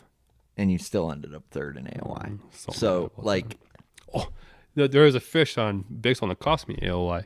I caught one during the rainstorm. It was like a 4-pounder. Didn't count. I was 1 minute or 2 minute into the rainstorm delay, and I caught it. We went to weigh it, and my marshal pulled his phone out to take a photo of it, and he's like, "Oh, I got a text." He opens it. He's like, "We're in a rain delay." I'm like, "Well, I can't weigh this fish then, obviously." So I had to put it back. There was a skeeter in front of me second half that pulled up right on the dot, and I watched him blast 3, and I don't think any of them counted. Oh no, really? Like, I was like, well, after the first half, I'm like, all right, we gotta like make a little more bold move than I would typically make. So we're gonna go to a rock schooling spot, even though we should be on an inside weed edge, because we gotta bust them. Yeah. And guys started busting them right before that rainstorm, right on my dot. Oh man! And I watched them I watched it happen, and I don't know if any of them counted or what, but that rainstorm definitely. And I'm not bitching or whatever. It is what it is, but As we all had the same playing field. But I had way more shit to run for that pattern on that second half, and I felt like I couldn't run any of it. Me neither, because I ran all the way north right off the bat. So when we sat for that delay, well, the delay's over. Then I run all the way back. I burned so much time running in that second half. And we didn't have much time to fish, and I spent most of it running. And not that it's an excuse, but like that one I couldn't weigh. Not that it's anybody's fault, and just bad luck, And we didn't even weigh it. I didn't put it on a scale. I'm like, what's the point? We can't even weigh it. Might as well just throw it back, and I'll just sit. It is what it is, The guys who had their hour and a half of fishing second half were climbing. They should just, if you'd have stayed close, you'd been a lot better off, I think. I don't think there was anything you could do to change the course of what happened, but I don't know if Willard would have won that event if you'd had a full second half. And that's taking nothing from Willard, because I think he's one of the best anglers in the state. And that's just how I feel. But I think you made the right call to stay close too, though. Yeah, for sure. But he didn't weigh more than one in the second half, or 2. Just a couple, I think, right? Just 2 or 3 bass. Yeah. So think about that. You give a guy 4 hours. But he could have hit a stretch too. He could have, but he'll be the first to tell you that he didn't have much. Oh, as Rick said, he had a short practice, he said. Mm-hmm. Yep. So, like, this ain't taking nothing away from Willard, because I think, like, he's one of the most dangerous anglers on tour. like hands down. But I don't know if he would have won that event if everybody got a second half. Like, this isn't me taking nothing from Willard, because I think Willard is a fucking hammer, and I'm scared of him every event I fish. But I really, dude, that was an interesting event that way. It was. Like I said, I'm still super, super bitter about that one. We all miss the boat with that one. I mean, it was so basic fishing. It was so basic. Honestly, dude, I was spun out before that event started because my best friend and tournament partner found the winning hole. Really? Dude, he called me crying the day before the tournament. What happened? Dude, he got into a spot, into some little deal, and he saw 200 just swimming. And he called me and he said, I need this bait. And it's the only time I'll ever ask you for this, but I need 4 or 5 of these for tomorrow. And don't tell anybody. And the whole morning I was looking. I was like, where's Dane at? Like, oh, he must have not got in there yet, because it took him like half hour to get in there. So he's way up north. He's in there. Didn't catch him. But I thought about where Willard was sitting. I know where Willard was. All of Dane's fish left. He slid in? Out. He, think about 300 fish up in one little fucking creek. And then they're all gone the next day. No. And everybody around that creek is top 4 in the leaderboard. You spent a half hour getting up that creek to find 300 bass waiting for you so you could just mow that tournament down. He called his wife crying. I was like, yeah, I haven't found anything close to that. No. Dude, it sounds like you got this thing. Like, yeah, dude, I'll get you some of them, like, when I get back to the ramp, and, like, we'll get you squared away. Literally thought I was fishing for second that whole tournament. Like, and it's such a weird game that way. It is. Like, nothing's ever guaranteed. And, like, my best friend and tournament partner, like, I found, like, and I remember Sobe after that tournament was like, you got your boat up in there? VX20, right? He's like, I tried for 25 minutes to get my AVX 1980 aluminum bass boat in that spot, and I couldn't get it up there. And that's kind of like my wheelhouse, going up in that deep shit, looking for off the wall stuff like that. I didn't even try. And I ain't going to say where. And I never would. But that was a weird... Man. It was a weird deal. It was a weird deal. And what I learned was how far them fish will travel in a matter of an hour. So why do you think they moved, though? Why the fuck would they move? Nothing changed. That's that's what doesn't make any sense to me. And we've been puzzling on that since that day. Like, it didn't get super cold or anything? Nope. Like, there was no big storm? I don't know. Except for the day of the tournament, there was a big storm. But there was, but not that morning. No, yeah. And this was first half shit we're talking. Oh. You know what I mean? Yeah. Like, all them fish left, and the top 4 guys from the first half caught all of them. Oh, man. like what? That's crazy. But that's that's just fishing, though. Like, it is fishing. It is fish. That's why nothing is ever guaranteed. You can never tell anybody you're going to win an event before the actual tournament starts, because you don't know. Like I had a really good practice for East-West Rush. Like, I felt very confident, but I never told anyone I was going to win that tournament. Yeah, dude. Why would you? Except for my wife. I did tell her. The one time. She will vouch for me. The only time? She will vouch for me. That's the only time in my life. And you can ask her. You can call her right now and you can ask her. And I said, I went up the first day practice. No, it was the pre-practice. It was like 2 months before. She's like, how's it going? I said, I'm going to fucking mow them down. I said, she's like, okay. I'm like, no, seriously. I'm like, these fish are going to stay. I know they are, because it's just like what we do back home. They're not going to deviate. This is where they live. I'm like, it's going to go down. She's like, well, if you're that cocky, they better go down. I'm like, don't tell a soul, I said. But I've never, ever, ever talked like that in my life, and I probably never will again. But that was like... You knew it was going to happen. I just knew, like... Because I have so much experience fishing lakes like that I just knew that those fish were going to stay. They're in that pattern until the temps in the fall really start to drop a lot, not just a little bit. Like they start to plummet, then they'll leave what they're doing. So I knew they were going to stay, and they 100% did. So, like going into that event, there was nothing in your mind telling you weren't going to win. The variables and the question marks, I knew I needed sun. I needed good weather. If it had been cloudy and rainy, it probably would have been a different story. Probably. You think so? Yeah. It's just what I was doing. I needed sun.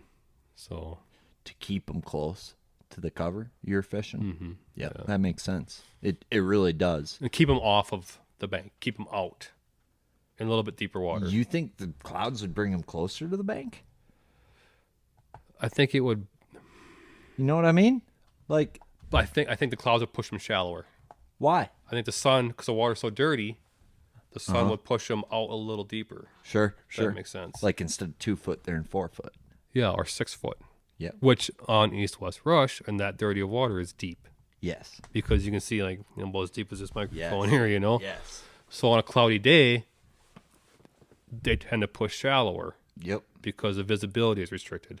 That makes sense. That makes a lot of sense. Tend to see over the years my lakes back home that are that dirty. Yeah. So like when we have a dark cloudy day back home, usually that offshore bite's really tough. You got to go shallower. Is usually how it goes. Well, you've mentioned that before with like, and you taught me a lot with that.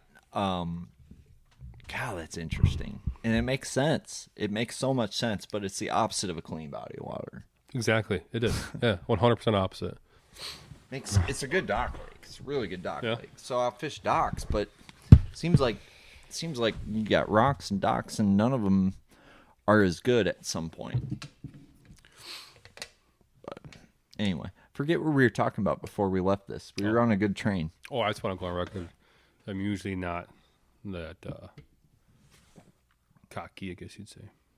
I don't think you're cocky. I don't talk. I don't think you came across cocky there. I think that was I told my wife that, and I never told anybody else. But dude, I don't worry ever, about that. I normally don't ever talk like that. Like, I know you don't. Because I know how fishing can go. You can be humbled when you think you got it dialed, and you could just totally, you could not catch a fish, But we were kind of digging into the fact that, like, you've won some boats, dude.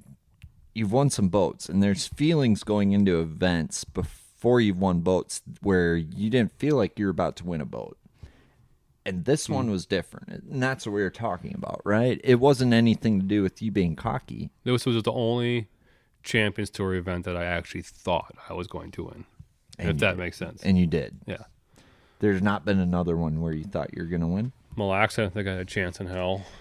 Serpent, I thought if things went right, but I didn't think I could hold off the smallmouth guys.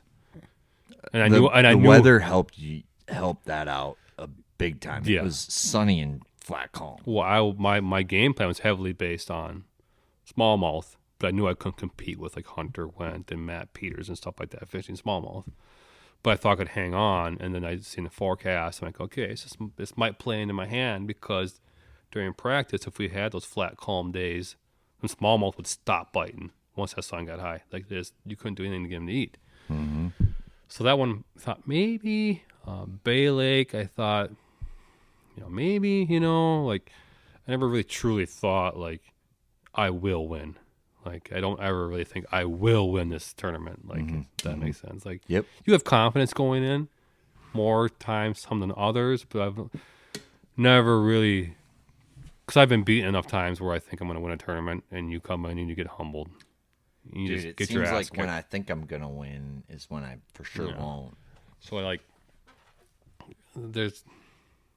don't know, like, East-West Rush, I thought I was going to win, and I did. But besides that, like, the only reason why I thought that is because I felt like I had an upper hand, because I feel like a lot of the field hadn't fished lakes like that before, or spent a lot of time on lakes like that before, where that's what I do every day. You know? Yeah. So I felt like I had an upper hand there. Otherwise, normally I don't really feel like at any single tournament that I'm gonna, I don't know, win. I guess it's just. I think the metro aspect of that lake screwed with me more than anything. You thought maybe it was like a deeper, clearer lake or something? No. Just the fact that it was metro, I think I put it on a a higher pressure pedestal than I would a southern or a lake outside the metro. Yeah. Like same lake. Teal's Bass Galaxy is now offering intergalactic merchandise. That's right. We got apparel now, baby. Check out our website. We got a variety of apparel, hats, bucket hats, sweatshirts, t-shirts, all the finest goods. So stop on our website, tealsbassgalaxy.com, click on the apparel tab, and start looking good, baby. Right? So I feel like that, if I made a mistake, it was probably dubbing it as too much of a metro lake and getting a little cute maybe at times. But there's certain things that I felt like helped me, but then I look at you and it was like, no, it was all in my head. They were there. Yeah. Well, look at Arnie. He blasted him in the morning. I really wish I could go back there right now and redo it. Like if there's a tournament. Yeah, I think a lot of people weren't fishing shallow enough to. Dude, yeah.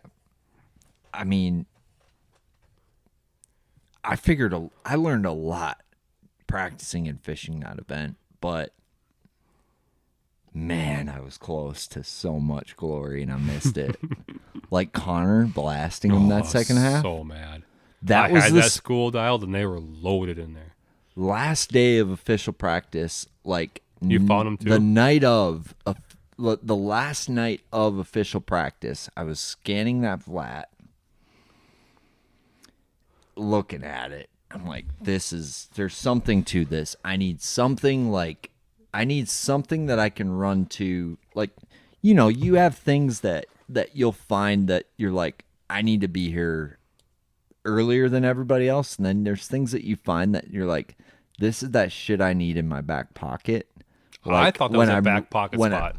That is how I thought of that spot. Me too. In that area is like, this is the perfect spot for me to not start on, but like come here like later. Mm-hmm. And by the time I got there, everybody had blasted everything. There was in that so many fish area. there. There was so many fish there. It was like, I remember Paul Newman telling me a story about the bottle cap spot on Tonka that Teddy ended up winning the tournament on, that he found last day of practice and he caught 2 3.5s off of and kind of like ruled it off as like a I don't know what's here, but there's something here and this will be a perfect spot. Like, this will be a perfect thing for me to do when I'm running out of things to do. And Teddy ended up kicking his ass on that spot and he started there, right? And it like that rush, that Connor, and come to find out, Dane started there in the morning. Yeah, I watched the video. I'm like, oh my god. Yeah. So like it's so crazy. Even my best friend finds that spot, starts there. I choose the west half. He chooses the east half because of that spot. Right. I have no idea about that. And I've got this little dot that I'm like, oh yeah, this would be a really good, like when I need a bite, pull up over here, and Connor's whacking them. Oh my god. I was whacking sad. them there. So I started on a couple of those spots looking for some big ones quick. I'm like, I'm going to go crack a few 4s and 5s quick, and close that gap. And then I'm going to go look for these smaller. But there was some big ones mixed in too in there. And I run a few spots, boom, boom, boom, get up the leaderboard. And I go look over to where, I'm not going to say where the area is because it's very specific. I look over there and I see a boat and a camera boat. And I'm like, ask my cameraman, I think it was Bartusik. I'm like, is that Connor? He's like, I can't tell you, dude. I'm like, that's got to be Connor O'Connor. Nobody else would catch that many. It has to be him because there's that many fish there, and he is blasting them. So that has to be Connor. Sounds like Leiferman gave him a little tip off for a second. Oh, God. Connor, I wasn't going to say that, but sorry. Fuck you. I was like, how would it, because it's so obvious but not obvious that you would just blow right by it and not think anything of it. It was like the one area that I hadn't spent enough time in that I'm like, I got like 5 hours left of practice. I'm like, why haven't I spent more time here? Scan it. I'm like, there's like pockets of eelgrass everywhere on this. Mm-hmm. It's a little scattered gravel. Throw my swimmer out. A couple little rock mixed in here and there. Yes, and it was right before dark, and I made 5 casts, and I caught a 3.5 in 5 casts, and I'm like, okay, dot. I'm like, I'll pull up here. I had like 15 good dots that I liked on that side, and I'm like, now I got 16, and this is one that maybe other guys, turns out, nope. I mean, it's like Starting shit. it's like this deep, you know. Never assume that your 5th best spot isn't someone else's starting shit. I thought it was someone's starting on it. I agree. I thought it was a back pocket spot. Nope. Not that it mattered because he had a better boat draw than me. He would have made it before me anyways. But funny thing is fast forward like a month later, I go fish the swim bait only tournament out there, the throwback baits tournament. Yep. That's where me and Tate win it. Really? Throwing a big giant rat over the top of that eelgrass. I bet that was cool. That sounds fun. Oh man. And what's crazy is I had 2 dots like outside of takeoff there on that east side. And they weren't super secret dots, but I had 2 deals that I could do on each one. You saw me. I probably fished each. I had 3 or 4 dots that I probably rotated through that second half. Did you start? Did you fish the east side in the afternoon? I started on that first point on the left out from takeoff in the second half. That was you. Yeah. So did you see where I was? Caught him there. And you were on the other side of that point on this other sneaky 4th quarter eelgrass that I. Oh, you found that one too? So here's the craziest part about Rush is like the 2 spots that I found that I felt like I was not going to start on and go at like the last 2 hours of the tournament. You started on the south one, and Connor started on the north one and fucked the daylights out of them.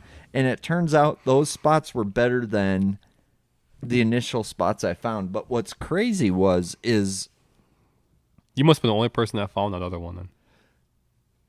And on that big flat, nothing flat, there was a little patch of eelgrass there in the middle of nowhere. one little nice patch Yep. that had them. Yep. And I never got to fish that patch tournament day. There was always a boat on it.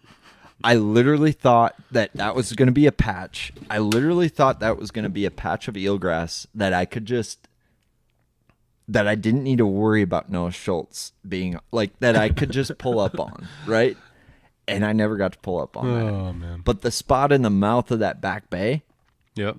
so out from takeoff to the right, out from takeoff to the left were probably my 2, what I thought were the spots I need to start on and spend the most time on. And I wasn't wrong, besides the fact that you were way more right than me. But it's funny because like Novak couldn't practice, right? Because he fished championship for Team Trail. So Novak did what Aaron Teal would typically do. Like, this is my style. Novak and I,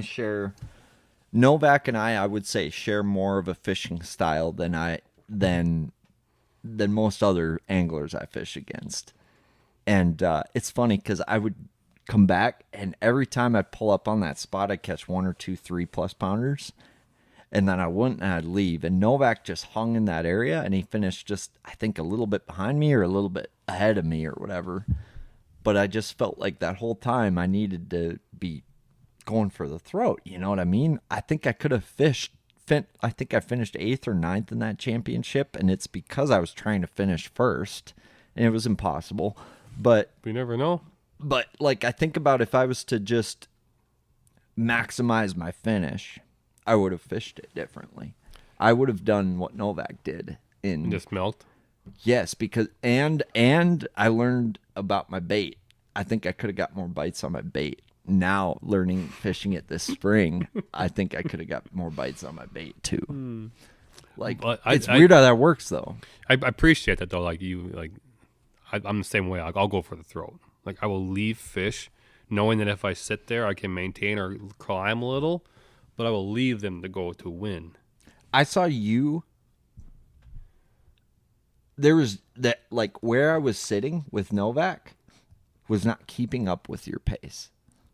So you like, okay, I got to move. Yeah. Yeah. Because it's the championship, Noah. Mm-hmm. I'm not here. You know, There, for it second doesn't or pay third. down like a regular season event. Yeah. Like the pay down shit for championship. Like, yes, I would love to top 5 this event, but that's not what I'm here to do. That's my mindset for every event. Like Whitefish last year, I got third.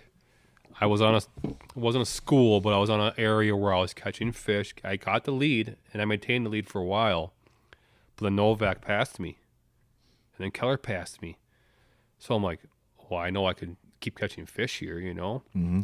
And so they passed me. I'm like, well, they're catching fish at a good pace.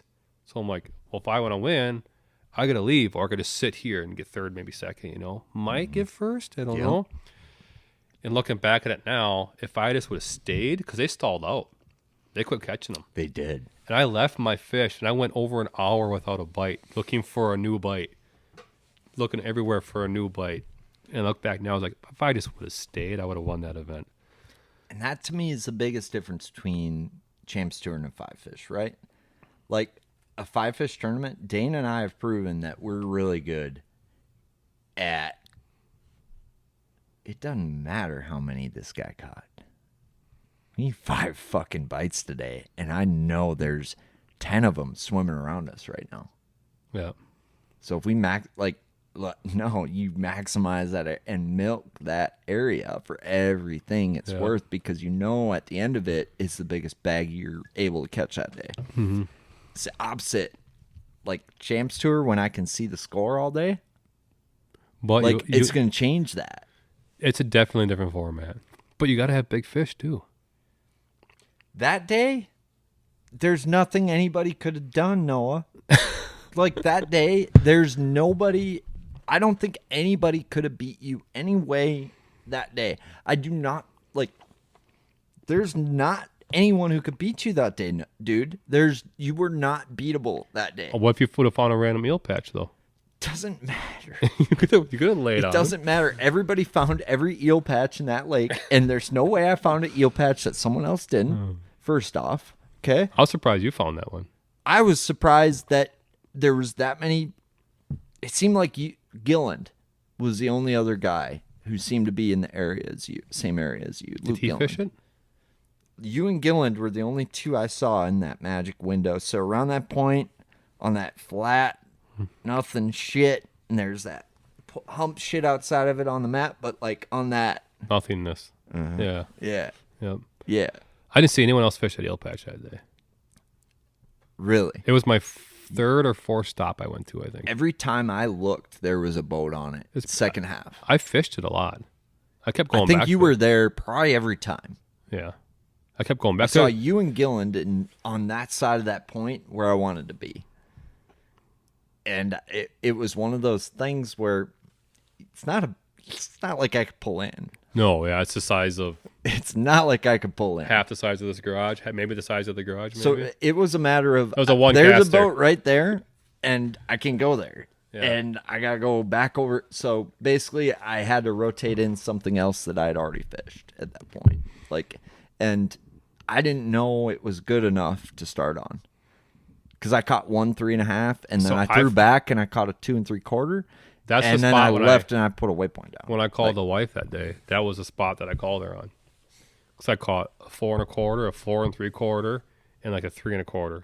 3 casts in a row. I'm like, I know I'm 2 months out, but I got to stop. The west side fucked me up more than anything. The west side on the map, west side looks better. See, I found a rock spot off the map that fucked with me that tournament. Me too. I caught 4 or 5 off of it in the tournament. On a rock spot off the map? Mm-hmm. I don't know if it's the same one. I think I caught all my fish off. Besides a reed patch, I caught all my fish in the first half off a rock spot. But I wonder if it's the same one. I'll show it to you. We've talked about this before. I think we have, yeah. I found a rock spot that I was so concerned. Oh, I know where yours is. Yeah. It's not the same spot. You told me about it. But, yeah, so I pull up there in practice. I make a cast. I catch a 4.5. I make another cast. I catch a 4 1/4. I make 2 casts with a cut hook. I get bit. And then I throw a sea rig out there and I catch another 4 1/4. Oh my God. Okay. Where'd they go? Dude, and to this day, so I'm idling from this spot to this, from one spot to another. I think I was eating a sandwich or making something, and all of a sudden there's a spot off the map that's the sexiest rock spot I've ever seen. And then I'm idling to an area and I see grass in 6 foot of water that I'd never seen. So I scanned all that and I'm like, holy fuck. So mark these grass clumps, turn around, fish that rock spot, catch that. Idle up to them grass, make 1 flip, catch a 4 1/4. In the grass? In that 6 foot. Like, I found 3 areas with Is it vegetation in 6 foot of water on the west on that side. little hump?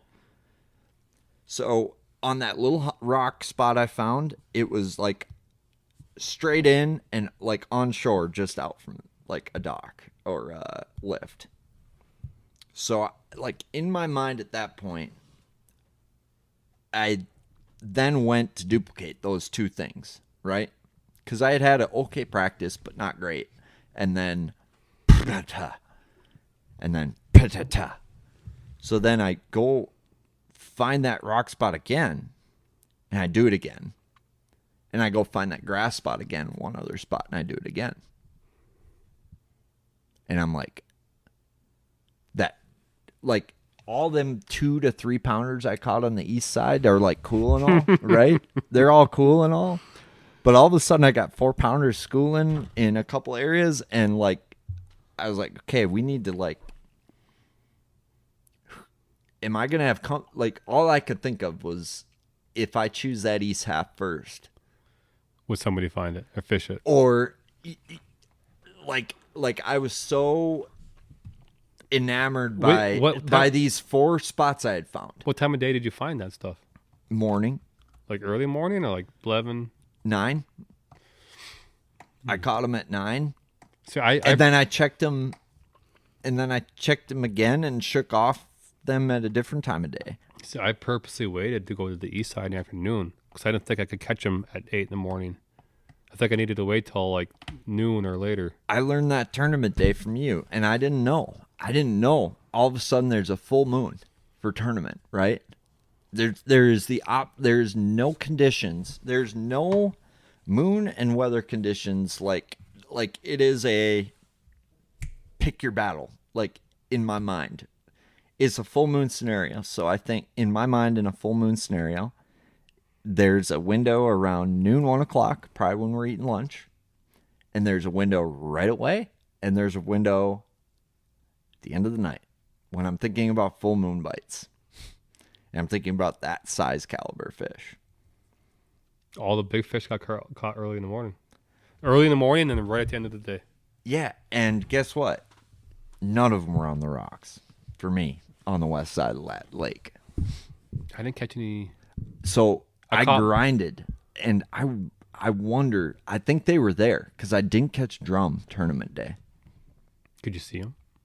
I could see fish on it, and I really just couldn't get them to bite, and it was dirty, and I really didn't play with the scope and stuff enough at that point where I was confident with a minnow and a jig head. But it was one of them days where I was really curious if you could catch a minnow and a jig head in dirty water, because I feel like they were there. I bet you could, huh? I got back home. I got lake side fish all the time. Dirty water, like fishing deeps, 8 foot, like east-west rush. I was playing with a jig head and minnow. Went out there. This was when I got in a couple of packs of freeloaders from Downey. Yeah. Before they were out in the market. Yeah. And I went to a local lake and just blasted them on a jig head and minnow in like 7 foot of water. Like they'd never seen it before. Like throw a drop shot in there, jig, catch a couple, crankbait, might catch 1 or 2, just here and there. Through in there was every single cast, jig head minnow, just boom, just peeling on them. And then I ran out of freeloaders.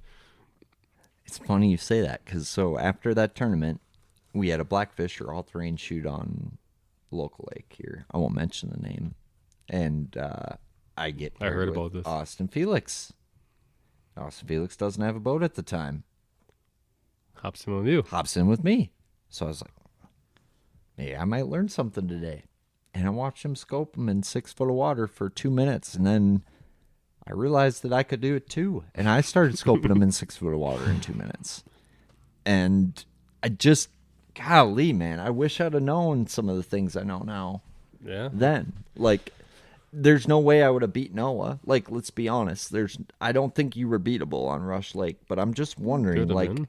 I Right don't patch know of what grass. the fuck happened out there. Like, my practice, this is where I'm just curious, dude, because you find what I found, and then I go there, and you still kick my ass out of pads. Like,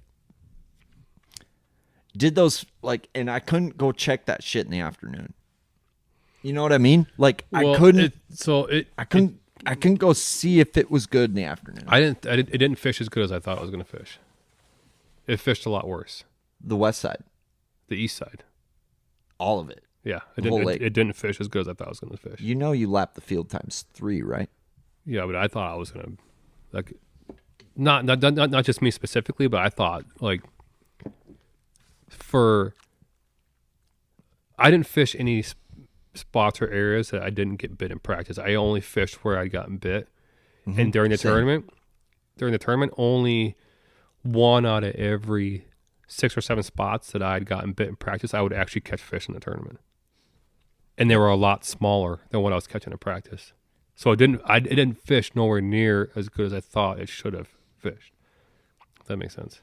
It does, and I can relate. Like Arnold, look at Arnold. Like, he went to the west side. That was his better side, was the west side.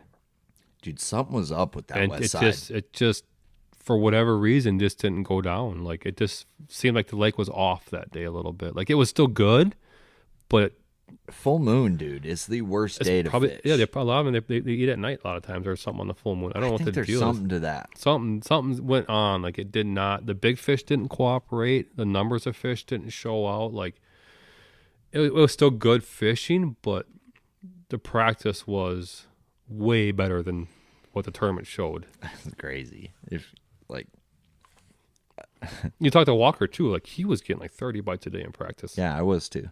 Yeah, like, I wasn't telling nobody. no. But I think a lot of people were sandbagging. I think a lot of people were getting a lot of bites in practice and acting like they were getting 2 or 3, because that was the expectation. yeah, I was told it was like, oh yeah, 5 to 10 bites is gonna win this event. I was like, They were biting in there's practice. gonna be more than 5 to 10 bites to win this event. But I just feel like tournament day something happened where it just didn't. The quality fish didn't show up. The numbers were kind of lower than what I was expecting to be. Like, Arnold should have caught more on the west side than he caught on the east side. Like, I don't know how you catch more on the west side than the east side after practicing that lake. the east side was a lot better in my opinion. I agree. Fished a lot better throughout the day. Mm-hmm. And I don't know what happened to that west side. I don't know what is up with that west side, but it's random. I'm convinced it's kind of random. I mean, the funny thing is that it looks better on a map too, though. Like, look at a map. The west side looks like it has more structure, more cover. Oh yeah, it looks way better on the map. At a glance, it's like, oh, that's where you get drawn to that side looking at a map, you know? Remember, that's one of the few lakes I pre-practiced that lake, and I pulled up. I remember first reed patch I pulled up to on the west side. I caught like a 6 1/4. Retarded. Are you serious? On that little jig I showed you. Yeah. Oh my god. Yeah. Like, and I'm like, I just didn't even, I knew that this, like, yeah. Man. And that's when I knew this lake is going to be kind of fucky. Like, because this ain't going to work this way. It's not going to work this way. And it didn't. No. Yeah. Like, I never caught a big one out of that patch again. I think it happens every Champions Tour event. I think it's the pressure that we put on the fish throughout the practice, and then, like, it just changes them. So nothing really goes the same as you expect it to for the tournament. I never planned for it to go to for it to go the same. Yeah, I try not to. No, but it's hard. Like, you can only do what you think is best, right? And like that event, I don't regret any decisions I made that event. And it's funny how, like, you only know what you know. You only know what you know. and you can only do the best you can do. And I just think it was just cool to see what you did that event. I think you proved a lot. Like, we all knew what you're capable of, Noah. But that event was so dominant in the fact that, like, I don't think there was anybody I don't think I've ever fished an event where people after were just, like, felt more defeated. It was great. It was great, dude. Like, it was epic. Like, it was I've epic. been on the other end of that many times too. Hey, we all, like, dude, hats off to you, man. Like Adam Rasmussen on Pelican. Talking about a beating. It's another spot I found fucking, like, that was a beating. Yeah. How about that dude at the Classic? Oh my god, dude. I think so. You want to peep into, like, what that looks like? Like, look at Ras. Like, I thought you was gonna do it you can do it too. Like, someday, maybe. that guy can do it. You can do it. Like, It's not off the table, but it's not. dude almost won the fucking Classic. I know. You're The door was classic, open. The door was open. You're for a him. classic type angler. Well, thank you. I appreciate that. I just wish shit didn't cost so much so you could do it. Yeah, me too. Me too, man. What are the talks with the wife like about that? Like, I mean, if it comes down to it, she'd let me do it. she would? Yeah, I think she would. But it's just not a responsible decision. I mean, I get that, dude. You go fail, you burn up 50 grand, you gotta put your house up for sale. You know, it's kind of the reality. The reward is higher. It is definitely. The risk is there, but if you succeed, it's worth it. You'd make a good poster child for So- the sport, dude. Tell somebody wants to come pay for my entries for me, then I don't know. I get that. Are we going to a better spot where, a better spot in life? I'm sure at some point in my life I will try, but yeah, like this year, no. Next year, probably not. I don't know. It could happen. I don't know. Next year, it's not like for sure never already going to do it, but it's not like I'm doing it tomorrow kind of a thing. Like, it's if the stars align and the opportunities come up, then yes, I'll do it. But I'm not going to risk my kids' home and well-being for it either. I mean, they're just kids. I'm just kidding. They gotta have somewhere to sleep at night, They do. And that makes sense. It's just, it'd be a shame not to see, like, it's fine now, but, like, if 20 years go by and I don't see you try, like, I feel like I'm concerned. At some point, I'll try. I don't know. I'm content, though. Like, I'm happy with things the way they are here, and we have the Champions Tour, Dude, like, talk about a great tour. Champions Tour goes away, yeah, I'm gonna be forced to fish the Opens. Then, like, we have one of the best tours in probably the U.S. I would say. I would agree. Like, you ain't gonna find better payouts as far as a trail goes. No, like, for that entry. So, I'm very grateful for Scott. Yeah, outside of the Champions Tour, the only option is professional level events. Well, you're that caliber. That's, You're that caliber. like I said, it all comes down to I don't know. The writing's on the wall. It's kind of a rich man sport, Such a rich man's sport. And, like, yet we're poor doing it. I ain't rich. I ain't rich either. So is it? But the fish the Opens or the elite level, like, Yeah. you have to be extremely good at what you do. Like, Trey McKinney ain't poor, let's be honest. Yeah, that's what I'm saying. You gotta be extremely well at what you do, or have an ass ton of money. Like, there's no in between there. I mean, you look gotta at the be- points leader at the 8 Elite Series right now. This is daddy's money. Yeah, to your point. Without talking any shit. Or you gotta be like Seth Fighter. He was driven, like, and That kid's good. you gotta He's be. not a kid. There's not many of them, No, there isn't. And you look at a guy like Seth right now, he's struggling. Mm-hmm. But that's the reality of it too. But he's It's the losing sport there is. It is. I know you don't know that yet. Even for me, I lose more than I win. Do you? Yeah. I fucking don't fish enough local shit against you, apparently. I lose all the time. I lost twice already this year. Me too. The first 2 I fished, I lost. I lost a lot last year. I lost every tournament I fished last year. Sucked. I don't like losing. Me neither. But what do you say, bud? Want caller?